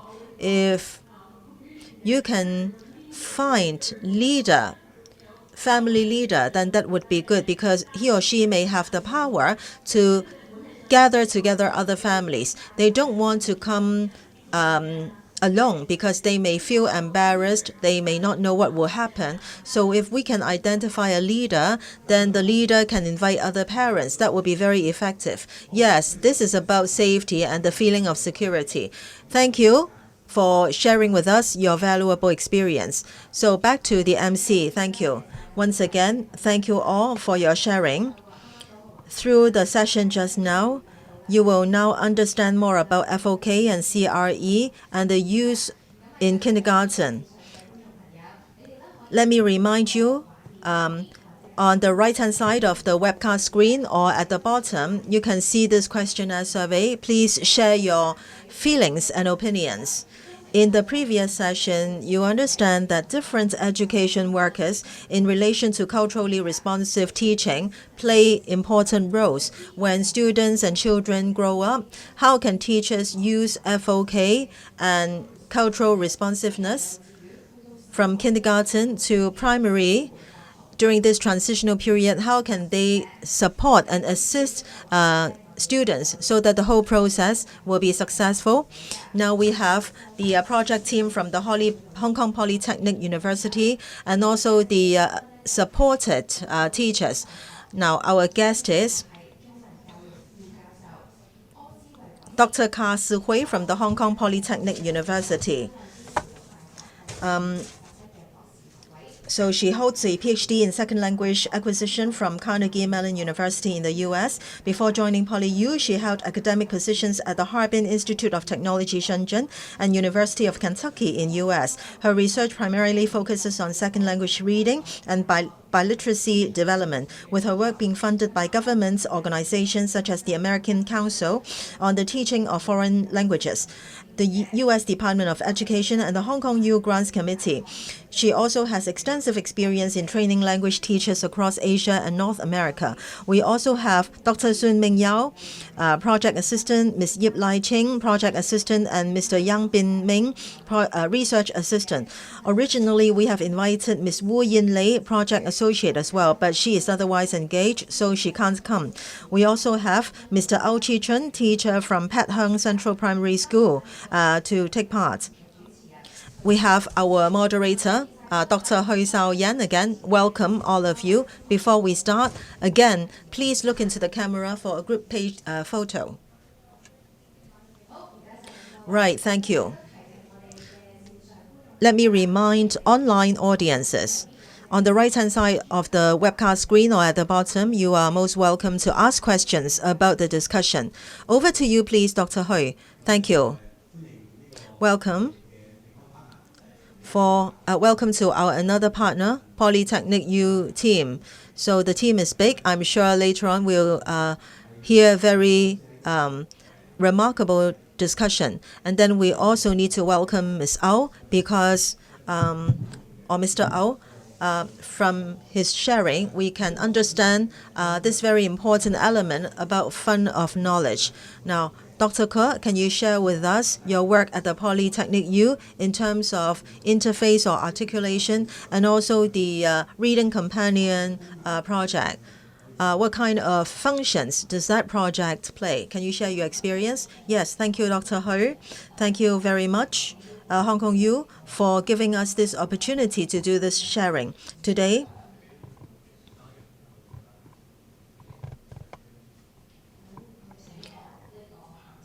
So we'll talk about articulation to primary school.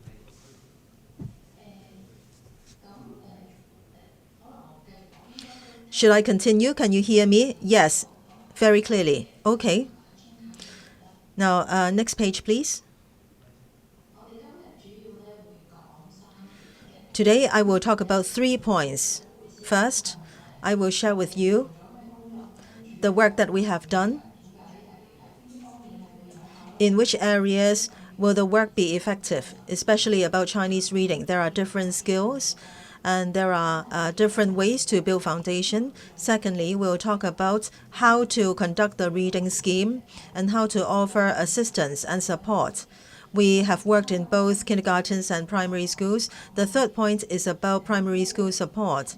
We are very honored to have Mr. Au from Pet Hung Primary School to do a sharing. Now I will invite Dr. Sun, my colleague, to introduce the analysis. Good afternoon. First of all, I would share with you about our project from kindergarten to primary school. How effective is the transition? In 12 kindergartens in Hong Kong and 9 primary schools in Hong Kong, we have conducted tags and other data collection. Among the 12 kindergartens in Hong Kong, there are 239 NCS students participate in our experiment. 195 parents also took part in our testings. In 9 primary schools, we have covered 169 NES students as well as 88 parents. There are also 53 teachers who participate in the teachers' resources provided by PolyU.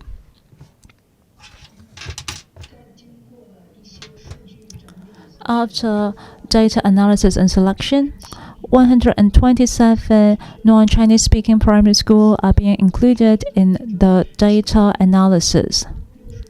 65 of them have received the teacher support and reading scheme of PolyU. 11 of them have participated in the teacher support of Poly University, as well as the C4C kindergarten resources. 12 of them have received all 3 of them. There are also 39 of students in the control group. Next.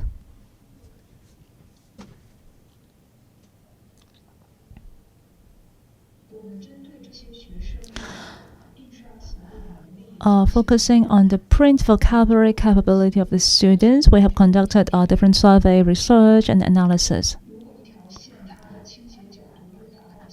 If the inclined angle is greater, it proves that the students have the enhancements in results in terms of their print vocabulary. For students who received 3 interventions on different levels, they are enhanced and they are doing better than the control groups. It proves that all 3 groups of resources are effective.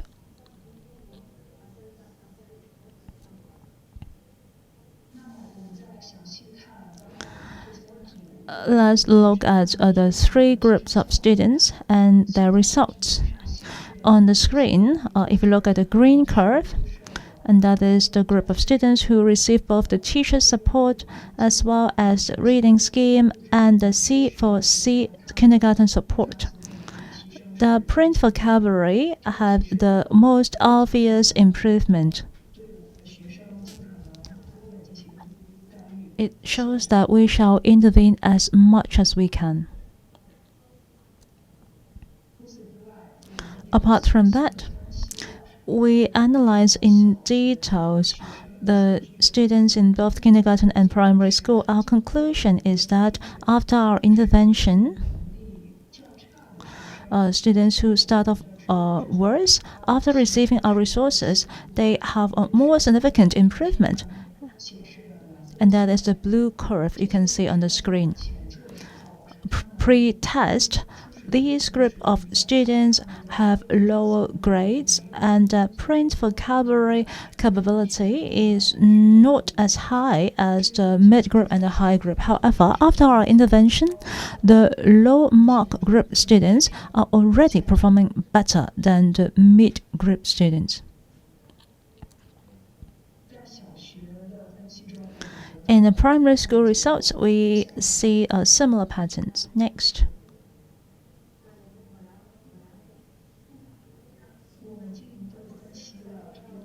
We continue to analyze the elements of home environment and how they will impact the proficiency of the children and also the capability in print vocabulary. I think the first is the number of children spoke at home as well as the educational background of the parents. It seems very influential in both kindergarten and primary school. In kindergarten, parents' Chinese listening and speaking proficiency will also have a significant impact on the student. In primary school stage, that will be even more factor, including the number of adults spoke at home, whether or not parents know how to teach children to read. Are the parents proud that they can speak mother language? Family income, as well as children's interest in reading. As a result, as parents of non-Chinese speaking students, they would be able to enhance their own home environment in order to improve the capability of print vocabulary. That's all I would like to report to you. Thank you. Next, I will go through our reading scheme. Our target is mainly the K2 to K3 children. We have 1 to 2 reading ambassadors going to school to take part in the reading scheme.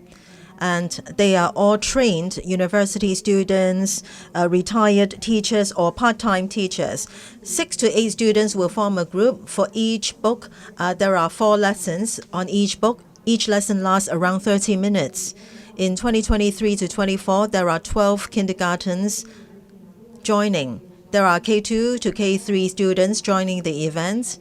For 2023 to 24, there are 11 primary schools. So far, we have worked on P1 children. Teaching process. First of all, warm-up activity and then storytelling, learn vocabulary or grammar, worksheets. If necessary, we will do these worksheets with children. Otherwise, there are other activities for them. Finally, there will be a summary. So there are these 6 important parts in the scheme. You may not know much about print convention. We will teach students to understand the book name, and we'll teach them how to read some terms. And then usually there are some picture cards for the children to use. We will talk about the different pronunciations. We'll tell them the differences between nouns and verbs, and then children can form correct phrases with the use of these word cards, and then they can identify different terms. Then this is the lesson plan. As I said just now, university students will go to schools to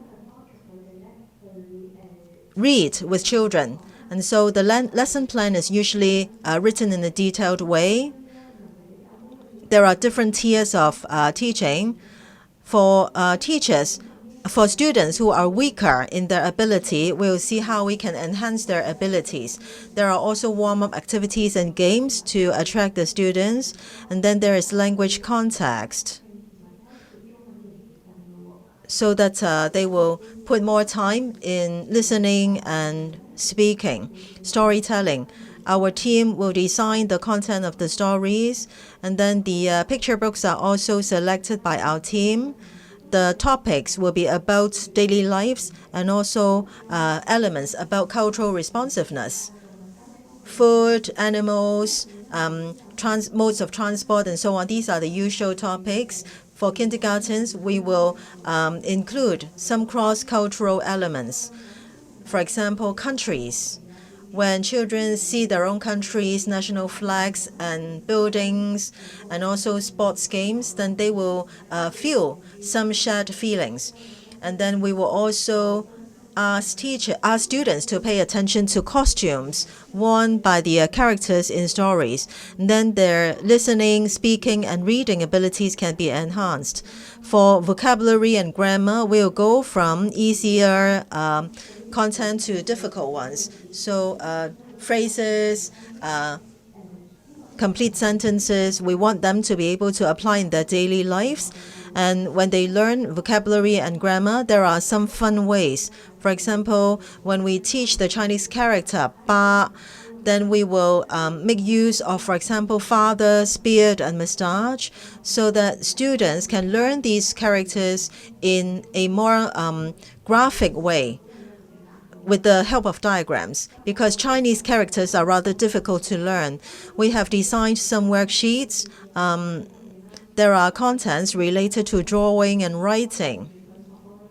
So all these worksheets can reinforce classroom learning. When teachers observe the children, they will know their learning ability and how much they have learned. Of course, there are ability differences among children. So we ask the children who perform better to help those who are weaker.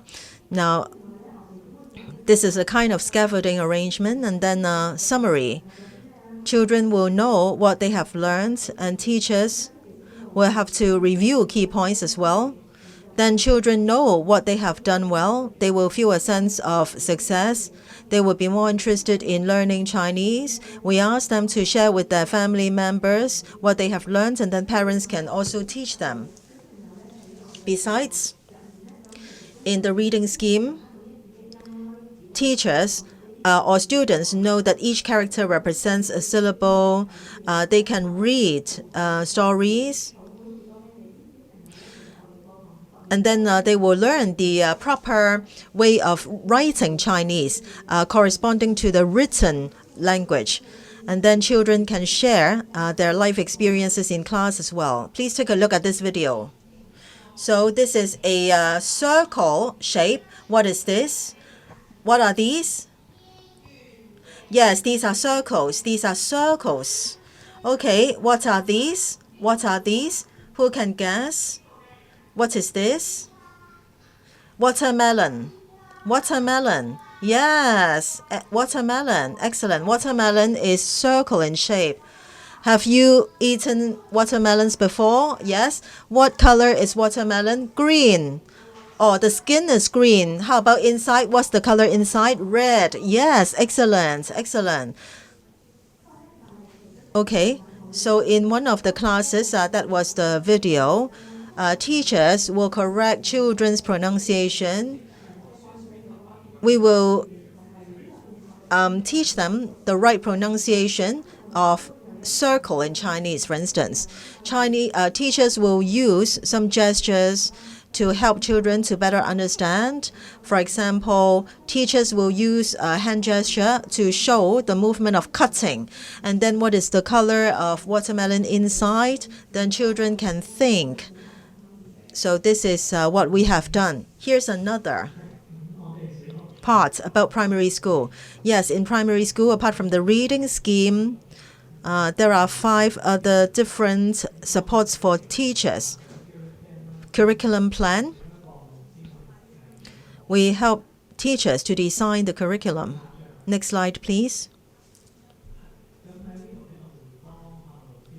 Here we help teachers to analyze the teaching materials, the difficulty, level of difficulty, the characters, the phrases used. We will ask teachers to select some key points to teach. After analyzing the teaching materials, after doing curriculum planning, then we will help teachers to do lesson planning. So there will be teaching materials and worksheets and how these should be prepared and used. Apart from the Chinese subject, we also have lesson across curriculum. This year, this is related to the social studies subject. There are many topics in common. For example, animals and plants. We can use these activities and themes from the social studies course to read and to discuss. to help the non-Chinese students. After class, after exam, we need to do some assessment and evaluation. We will help teachers to analyze the exam paper to see whether they suit the abilities of non-Chinese students. And then we help the teachers to analyze the ability of students and categorize them into high, medium, and low ability. And then we will give feedback to teachers. Then teachers will know how they can help students in the next stage. Next, reading scheme for students. And next slide. Professional training for teachers. It is a workshop. Last year, there were 5 different themes. One is about the school environment and curriculum, adaptation, reading, writing, and assessment directions. After the past 1 year of assistance, we have done some evaluation regarding teachers. Next slide, please. Regarding teachers, the feedback that we have obtained is awareness of teaching NCSS Chinese and skills in teaching NCSS Chinese have improved. In terms of assessment methods for evaluating NCSS Chinese proficiency, this is also helpful. That's the perspective of teachers. And then for students, NCS students, they will have more interest and motivation in learning Chinese. Regarding writing and speaking, the students have shown remarkable improvement in their capabilities. So support effects. Today, I'm happy to invite Mr. Au to do a sharing with us. So Mr. Hao will talk about future assistance and support, and he will share his experience and his expectations. Greetings, I am Mr. Au from Pat Hung Central Primary School. Thank you, C for Chinese at JC. This year, the Polytechnic U team came to our school many times for sharing. So we work on curriculum planning, lesson preparation, class observation, and so on. And I have learned a lot from the Polytechnic team, including organization of teaching events and also design of worksheets. For preparation of classes, the Polytechnic team emphasized a lot on starting from pictograms and pictorial characters to teach students to learn Chinese characters. They want children to understand the source of Chinese characters so that they can remember these words more quickly, and then they can guess the pronunciation of unfamiliar characters. When we taught P1 non-Chinese students, it was quite difficult because for pictograms and also other Chinese characters, it is quite demanding. P1 students might not have enough prior knowledge, but after preparing for the lessons together with the university team, with their input, now we have identified some appropriate teaching activities. Now, many students are interested in guessing the origin and evolution of Chinese characters. So, for example, they will look at what strokes have been added gradually and what strokes have been eliminated. So then they will think more about evolution of Chinese characters and also the meaning of strokes. I am happy to see this kind of behavior in students. Students may not have deep understanding about background of Chinese characters. However, I think that at least some seeds are planted in students' minds. This is a good start. So usually when I prepare for lessons, I will think of how to make use of pictorial characters to enhance students' interest and efficiency in learning Chinese. Together with the Polytechnic team, we organize cross-subject thematic events. They can see that there are many plants and animals in our school, so they suggested that these can be used to combine Chinese art and social studies in a cross-subject event.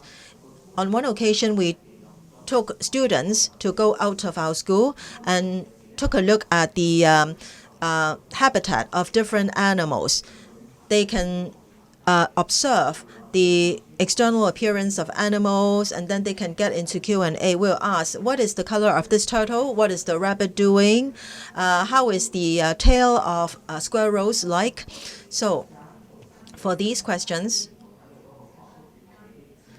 they are related to terms and themes of our cross-subject training. Students will draw the animals that they have observed, and then they will describe in words. Based on students' abilities, we offer different cues and also writing formats. And then students will write about color, body parts, movements, and so on. They will use different adjectives. They will get engaged in group discussion and also riddles. After describing the animals, students will not read things out right away. They will cover up their drawings and then ask other students to guess what animals they are describing. So there are drawings, there are also observation of animals. Based on their reactions, I can see that they do enjoy this kind of learning process. In relation to cross-subject module, we arrange non-Chinese students and local students to attend lessons together. Now, our non-Chinese and Chinese students are in the ratio of 50 to 50. So we have a class of non-Chinese students. For cross-subject module, we combine Chinese and non-Chinese students. There are 20 non-Chinese students and 10 plus local students. The curriculum and content that they learned before are different. So based on the theme, we asked them to attend lessons together.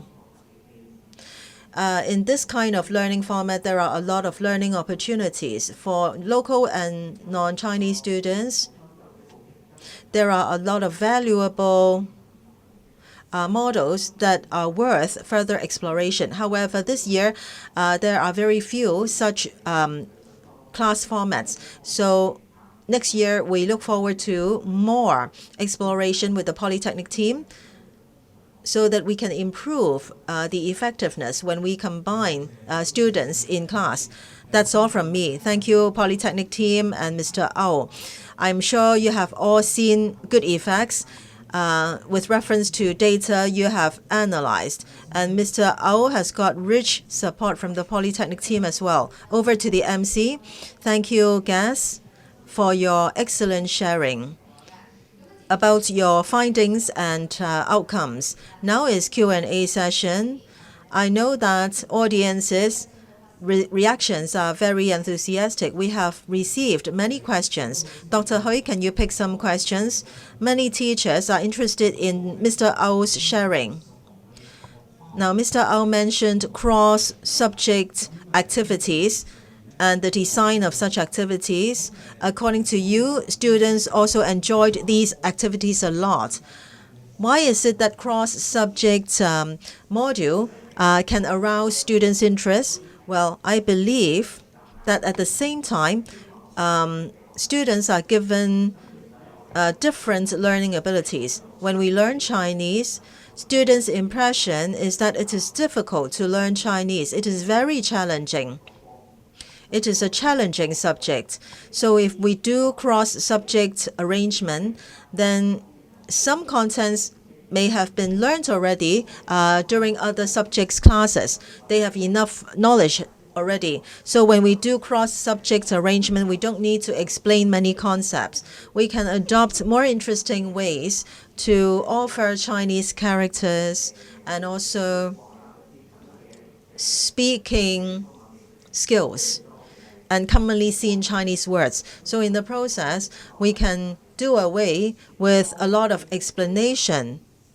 More time can be allocated to practical things so they can apply their Chinese. Besides, for the cross-subject arrangement, it combines social studies, Chinese, and art. And in my grade, my students enjoy drawing a lot. They are in P1. sometimes they can't describe in Chinese, then they will resort to drawing. Then teachers can guess their intention, and then we will offer them the right Chinese words. This can help them learn Chinese. Things won't be very difficult. We won't ask them to write Chinese words right away. We will do it in bits and pieces so that they will accept more about learning Chinese. Thank you, Mr. Au. I have heard 3 points. Cross-subject arrangement is highly effective first. So learning is by means of application. And children like drawing. This is fund of knowledge. So through drawing, they can express themselves. So children get chance to express. Number 3, instead of direct input, children can first express themselves and they can then learn. So these are some merits about cross-subject arrangement. You can all take reference from it. I'm sure it will be very helpful to children. Thank you, Polytechnic team. This is a very strong team. Thank you, Mr. Au, for sharing your frontline teaching experience. Thank you. Once again, thank you, Polytechnic team and Mr. Au, for the sharing. I'm sure online audiences can now better understand how FOK can help children in kindergarten and primary schools. Next, we will take a 5-minute break. After that, there will be the last thematic session for today. We will adopt parent perspectives and see how FOK can be used to bridge homeschool literacy and support kindergarten primary transition. So we're going to take a 5-minute break, and when we come back, we will start our final session, which focuses on using fund of knowledge to bridge homeschool literacy and support kindergarten primary transitions from the parent perspective. And during the break, remember to complete the survey next to the Q&A tab on the right-hand side or below the live broadcast screen to share your thoughts with us. Thank you very much, and I'll see you in 5 minutes.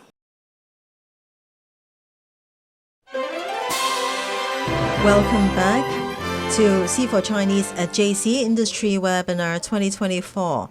Now, I would like to remind you again that this webinar is mainly conducted in Cantonese. Some discussions will be in Mandarin or English.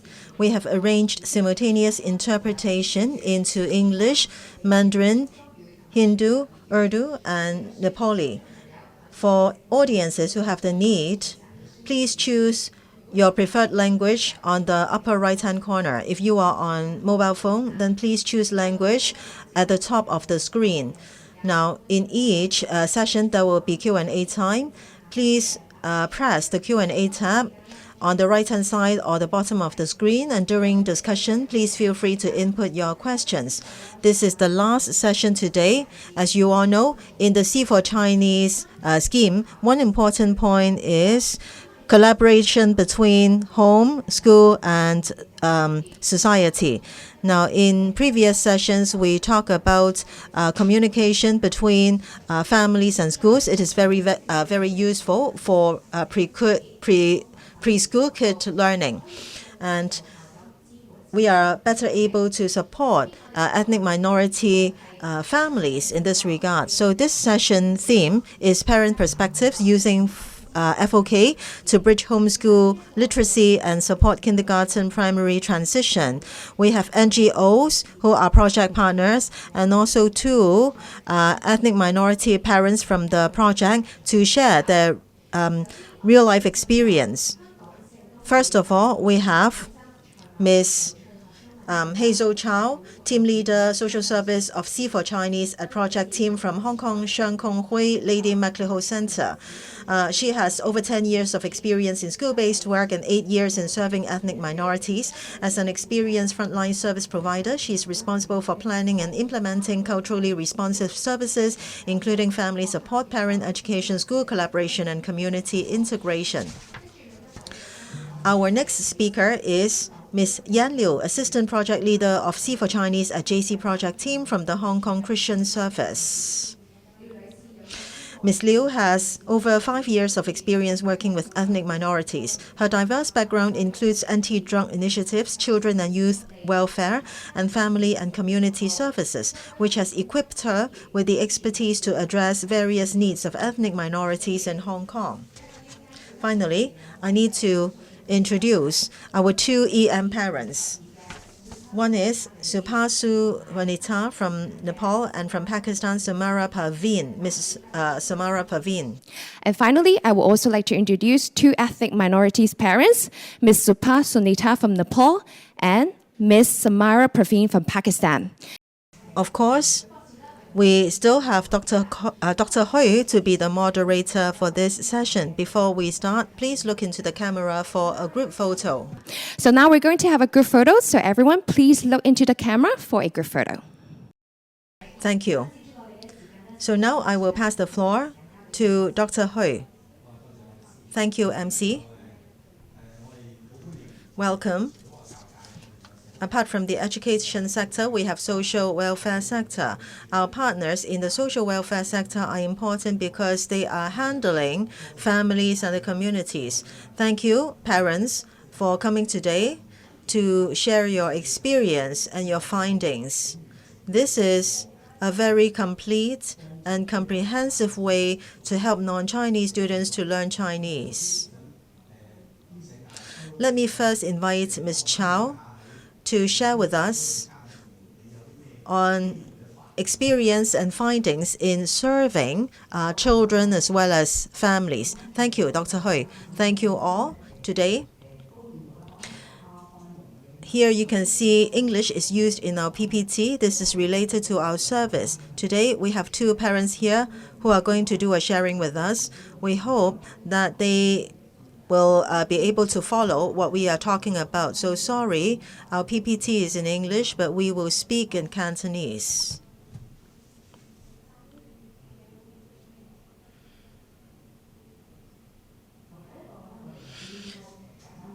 Let me first briefly introduce. You know that the project adopts a school, home, and community model. Now, in schools, this is something that we believe strongly.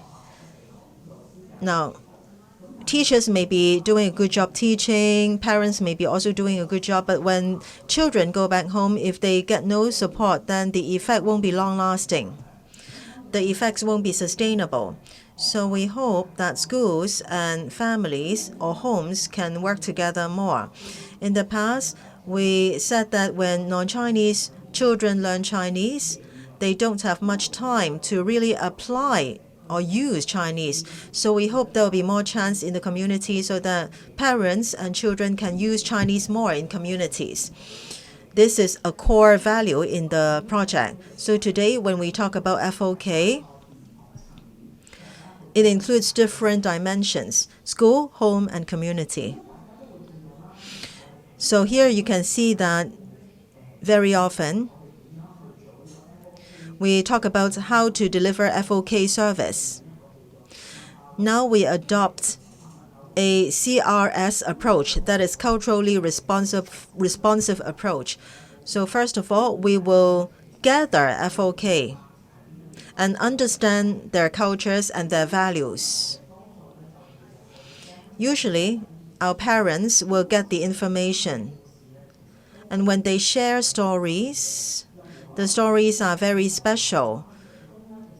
Some parents have told us that social workers in their countries are not that common because social workers help those really in need, those who are in distress. They have not thought about getting help to learn Chinese. And then in our two teams, we have colleagues of different ethnicities.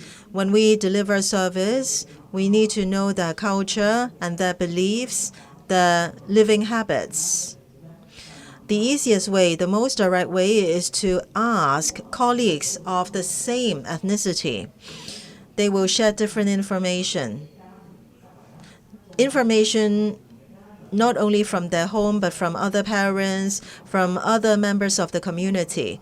Then they can tell us, and then we can gather together different FOK and include them in our service. Besides, we need to pay attention to their ethnic background and their religion. Later on, we will talk more about that. The second step is when we deliver CRS service, we may have to pay attention to a few points like time. In many Pakistan families, in one family there are many children. So if we deliver service during busy hours, they may not be able to come. So we have to choose a more appropriate time. For example, when children are in school already, then perhaps we can conduct the sessions during that time. And venue. For example, venues near the school, and then participant combination. For some religions like Muslim religion, they attach much importance to gender difference. So we have to make sure that the venue is more spacious so that they will have enough space to join the activity and content as well. Here you can see this pie chart in our project. We have established a framework. When we promote culturally responsive service, these are some aspects that we should consider. First, value, and second, principle, finally, practice. These are all interrelated to our work. For example, how can we offer an inclusive environment so that they can join our events? Are we going to give personalized support so that we can meet the needs of different ethnic groups? And then we can make decision on how the service should be delivered. And finally, on these three directions, we will do some review and reflections so that the services can be continued and sustained. Now, I'm going to share some examples. Pakistan, India, Nepal, ethnic groups. They have different religion and different dietary habits. In the photo, you can see a parent. She is a Muslim parent. In the past, if she wanted to join school event, especially school picnics or school BBQ events, she would find it difficult because they eat halal food.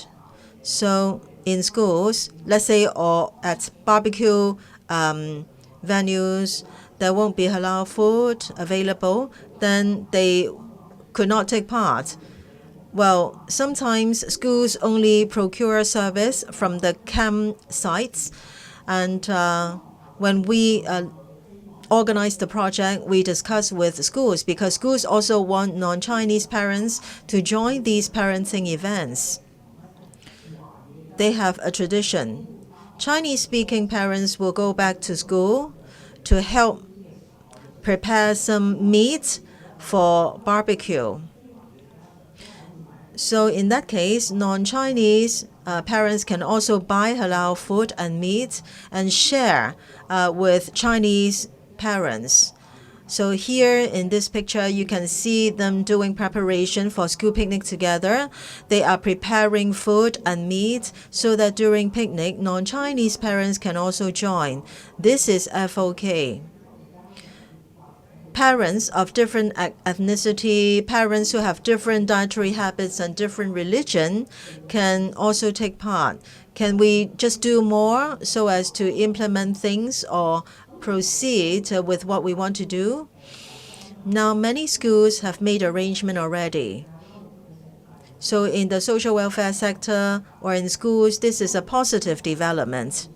We hope that you will know more about the living habits of different ethnic groups so that in school, different types of support can be offered to non-Chinese parents so that they can take part. So next, ethnic groups. Different ethnic groups have different festivals.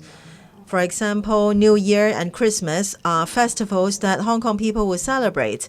But in other religions and other ethnic groups, they may not celebrate CNY or Christmas.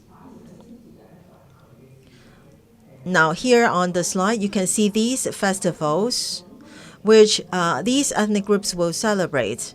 So, for instance, on a certain day, you will see people being dressed up. That may be because that day is a festival for them. And in school, we will also organize events. Here you can see a Chinese parent, and the one behind is a Pakistani parent. In school, they are trying out the national costume of one another. The Pakistani parent helps the Chinese parents to try the Pakistani national costume. This is important because FOK helps people to understand each other. At the end of the day, we would like to achieve inclusion. In school, this should not be done only by students. We hope that there will be more parents' support and understanding so that children can spend more time in communication. I can tell a story. Now, there is a parent who is non-Chinese, and through these events, he got to know a Chinese parent. Now, when he was busy, he needed help to take care of his children. Then the Chinese parent took the initiative to take care of the non-Chinese parents' children. Now, he is deeply moved because in the past, when there was no communication, he could not get help. But then with these activities and events, they are able to help one another after some in-depth interaction. Now I will pass the floor to Yan to share the next part. Greetings. For our project, the most important thing is JC Parents Academy. In terms of content design and curriculum, we have gathered the FOK and put it into our curriculum. On the left, you can see digital course, in the middle, basic level, and then advanced level. Why digital course? Because some parents may not even have mobile phones. Some don't have mobile phones. So in class, well, they may have to borrow phones from teachers. So during COVID-19, schools resorted to Zoom class. That was a big headache for these children because they don't know how to apply for an email account. They don't know how to help their children. Then this would affect their children's learning. In the middle, you can see the basic level course. It includes a lot of content. The content is based on cultural elements about parents and the FOK. So the course is tailor-made for parents. Let's say there is Google Translate and other practical apps. School children learn in schools and teachers can help them. When they go back home, parents feel a lot of pressure because their mother tongue may not be English. And now they need to learn Chinese as well. So we want to design something in the curriculum to help parents to help their children to learn at home. And then the Hong Kong education system is also mentioned. Hong Kong attaches much importance to family, school, community collaboration. But then many parents said that when they were small, when they were studying, their parents did not get involved. So here they are in Hong Kong. This is a brand new environment for them. They don't know how to help children to get prepared for school. Some teachers have told us that parents did not sign school notices. Parents did not help children to prepare certain materials. This may be related to the parents' culture. So with the JC Parent Academy, we hope parents can understand more about the Hong Kong model. Then they will feel more confident to help children to learn. And then children's learning at home can also be strengthened.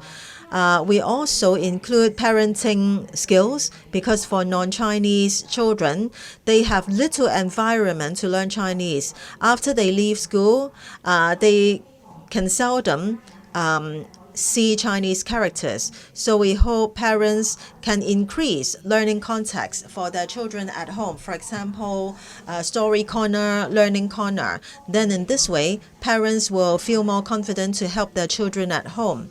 Parenting skills are included as well. Their parenting style is slightly different from local parents. This is related to their culture. They have more children. So the responsibility to take care of the children may not rest with the parents. They may rely on older or elder children to take care of the younger children. So we want to enhance parents' parenting skills. On the right, the advanced level course. There are 6 or 9 sessions. How is it different from the basic level? Well, the sessions are more diversified and pluralistic. You can see different topics for the sessions. There is preparation about primary school. These sessions are for kindergarten parents. So promotion to primary is an important factor. Later on, I will talk about difficulties about promotion to primary. And then SEN topic. Teachers may have more feelings. If they have to tell parents that their children have SEN or they ask their children to do assessment, they will face difficulties. We asked parents why they resist the term SEN so much. Well, they said in their countries, there is no concept of SEN. Nothing is mentioned about SEN in their background. So they will have the feeling that we mean that their children are sick and they can't accept that. So we need to explain what SEN means. This needs a lot of skill. And sometimes parents don't understand much about SEN, so they will reject service. As a result, their children's welfare is affected. We hope to offer different topics to help parents. Besides, there are community resources. In class, usually mothers attend lessons, and the mothers said that they might have been living in a certain district for 10 years, but they don't know that there are libraries in their districts.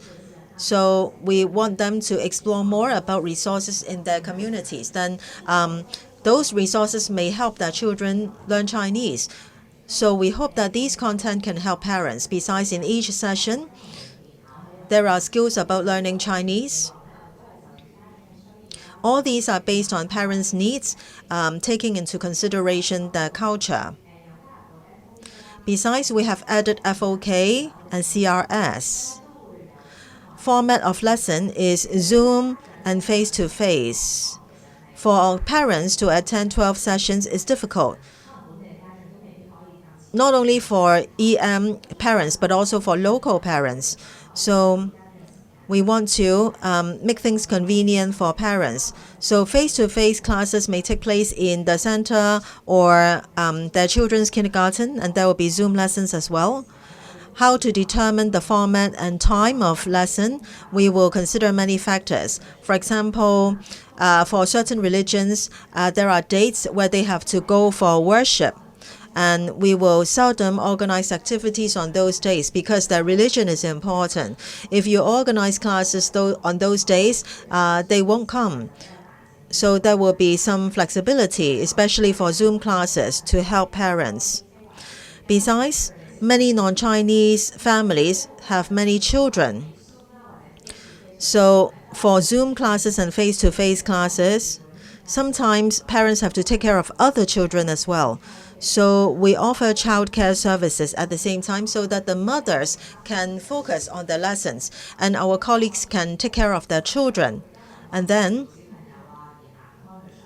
they will not decline the classes because they need to take care of children. Another important point is that parents may not understand English. So for our courses, we have different colleagues of different nationality to do translation for us so that parents can understand the course content more easily. They will be more interested to know more about the courses. And then after talking about the Parents Academy, we have other resources to support parents. Here you can see storybook reading package. There are QR code for 5 languages. The story content is in relation to curriculum content of children in school. These are prepared by NGOs for parents to help children to read and to learn new knowledge. The topics may be about daily lives like modes of transport, festivals, and so on. These are different from ordinary storybooks. First of all, there are 5 languages. parents can use the language they like, and then they can read the stories to their children. There are different worksheets. Based on the content of the stories, parents can do exercise with their children. Let me give a simple example. Let's say the topic is festival. Then we can talk about New Year. We don't only talk about CNY. We will talk about New Year in various countries and how people celebrate. What are some differences? During New Year, people give out red packets, as in China and Hong Kong. So we encourage children to share cultures of their country. So we talk about CNY here in Hong Kong and China, and they can also talk about their New Year. So we want things to be tied to their living experience.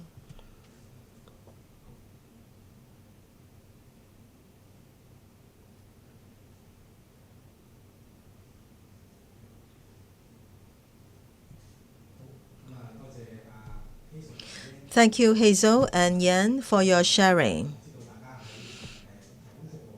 When you provide service, I know that you have to understand a lot about your service targets and the EM family's needs. Now, I will invite two parents to share with us their experience in using NGO's service, especially the Parents Academy.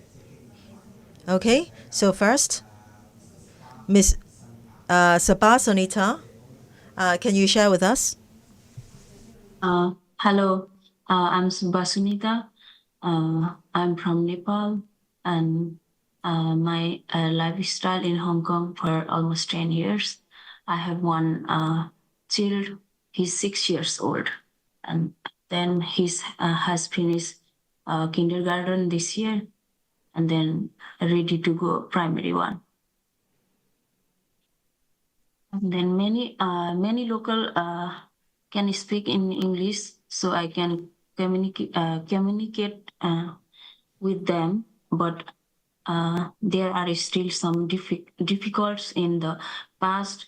For example, I couldn't ask for help from many friends or locals, so I avoid talking the minibus. The best part of the program is helping my son to translate Chinese, and he can learn more Chinese sentence from the reading package. This also helps him with his Chinese homework at school, as he's learned a lot of new vocabulary from its book. And for speaking from watching the YouTube videos, my son's Cantonese has also improved, and now he can speak basic Cantonese and make simple requests such ordering food outside. Sometimes it is difficult for me to read the storybook and learn the Chinese words, as I am not familiar with the language. But I try my best so that my son can learn properly.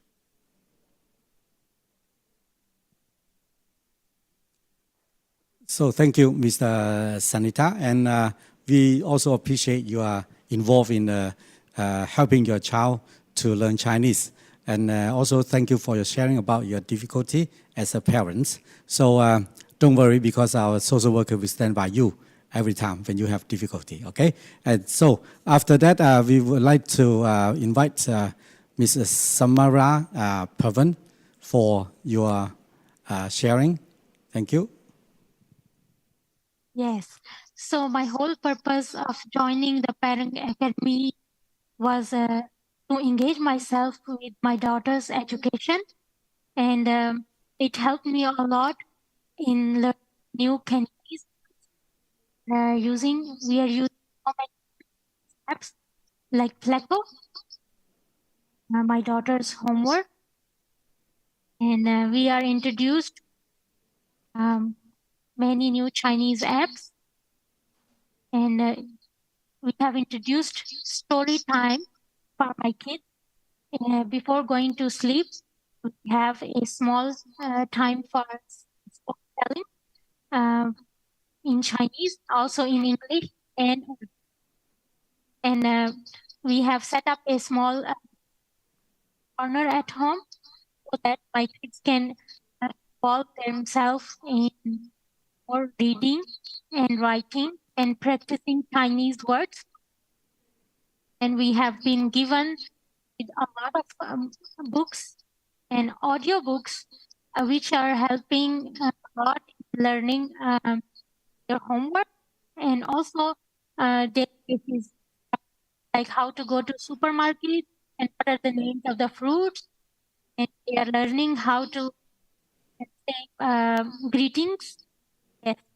So my daughter's performance last year was not good, but this year the teachers are saying better now, and she's learning more.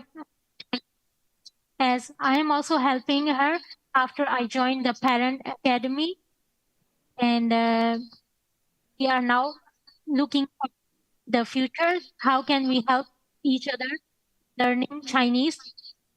For myself also, I was not very much involved in the kindergarten, but after joining the class, involving myself more in as a volunteer, and whenever they need help from parents, I am available to help this class.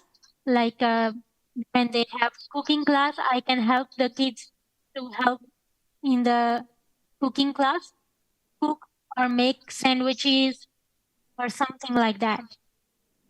And we have been out to help kids to know how to cross the roads. Yes, I was helping some Chinese kids, which was a very good experience for me.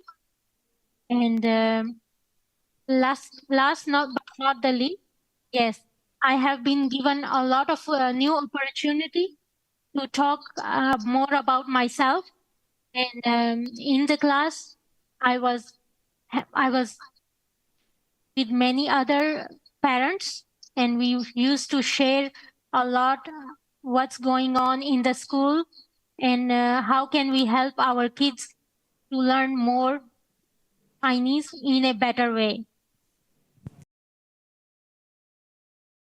Thank you, Hazel, Yan, and two parents for the sharing. We can see now the difficulties faced by EM parents and how our NGO colleagues can understand more about them, and through communication, more appropriate services can be delivered. Over to our MC. Thank you all for the sharing. Now we will proceed to Q&A. Dr. Hui, can you pick a few questions for us? Over to you, please, Dr. Hui. Thank you, MC. So many questions are received. There are questions for the two social workers. A simple question first. How can we apply for the storybook learning packages? That's the first thing. Secondly, for social workers, how can they help parents at home to help children to learn Chinese so as to match the school's progress? Hazel or Yan, either of you can answer. Yes. Let me briefly explain how to apply for the storybook learning package. Now we have an online resource platform. If you go to our website, then you will see an online resource corner. You can apply for an account. For our storybook packages, they have been uploaded to that corner. You can download the packages anytime you like. Let me now explain how parents can help. When we work on parents' support, we encourage parents to start from children's perspectives. If you want parents to learn Chinese first and then help children to learn Chinese, parents' progress cannot catch up with children's progress. So we design a lot of teaching materials. From the QR code, you can see that there are different languages. Then parents will know about the learning content. Besides, we have the Parent Academy curriculum. We hope parents to know more about what their children are learning in school, and then they can learn together. They will know how to help children develop habits and how to help children do what is necessary in school. So we hope that they can catch up with the progress. You asked whether they can do it right away. Not really. Well, for parent support, we need to start from families' perspective. In terms of time of event and arrangements, we have to pay attention. We also need to consider religious and cultural background so that they feel more interested. They will have the feeling that they can become members of school. They can take part in school events and parents' workshop. When they feel more engaged, then it will be better for their own progress as well as their children's learning progress. Yan, any supplements? Yes, I can share a bit. Helping parents to help children to learn at home is very difficult. Very often, the biggest difficulty is that parents are not confident enough. Parents think that they don't know Chinese themselves, so how can they help children learn Chinese? So parents don't feel confident. We will offer them ways for them to go step by step. It's difficult for them to catch up with the progress because many teachers have told us that EM students very often are not able to do their homework. That's because parents don't know how to help. They don't know that they need to help children do homework. So we need to tell parents that they can also help out. For instance, in kindergarten, we can introduce apps to them like Google Translate and so on. We can tell them how to write strokes. The most difficult thing with Chinese characters are strokes because in their language, there are no strokes. But for them, Chinese characters are like pictures. They don't know how to split up a character. So it is difficult for the parents about writing Chinese. So we have electronic apps to help so that they have confidence to help children to learn Chinese. Right, thank you for your sharing. I can see that what you are doing is not only about specific tools and materials. One important point is to enhance parents' confidence. If the parents feel confident, then they can give full play to their potentials and abilities to help. Thank you. Over to you, MC. Thank you very much for all your sharing.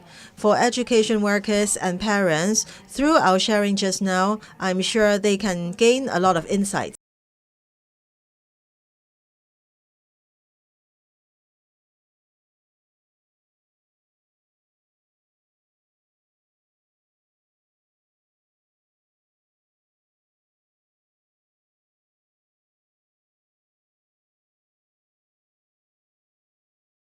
Thank you once again for our speakers for your sharing, and I believe that both educators and parents have gained invaluable insight and inspiration.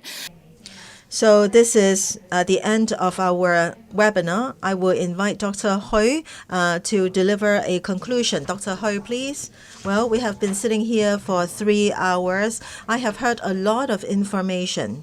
I'm sure you have received some takeaways. Now let me highlight the salient points for today so that we can take reference. Today, we are talking about how to help children learn Chinese effectively.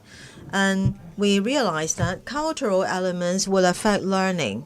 Besides, when it comes to cultural elements, if we are able to make good use of experience that students have already to design our teaching, to deliver service or design service, then that would be a very good direction. Today, our two experts, one from Taiwan, one from Singapore, they talked about cultural difference. We must have that awareness. For cultural difference, well, we should not exclude each other mutually. We should respect one another. And then Dr. Chung talked about sustainable development. Sustainable development is based on our understanding about children's culture and living experience. And then there will be effective homeschool communication. Then they know that they can help children learn Chinese. This is a good approach. And then Dr. Lim mentioned some specifics in designing curriculum. Well, for small kids, sense of security is very important, and that involves listening and speaking so that they can survive and communicate in school. Later on, reading and listening can be taught.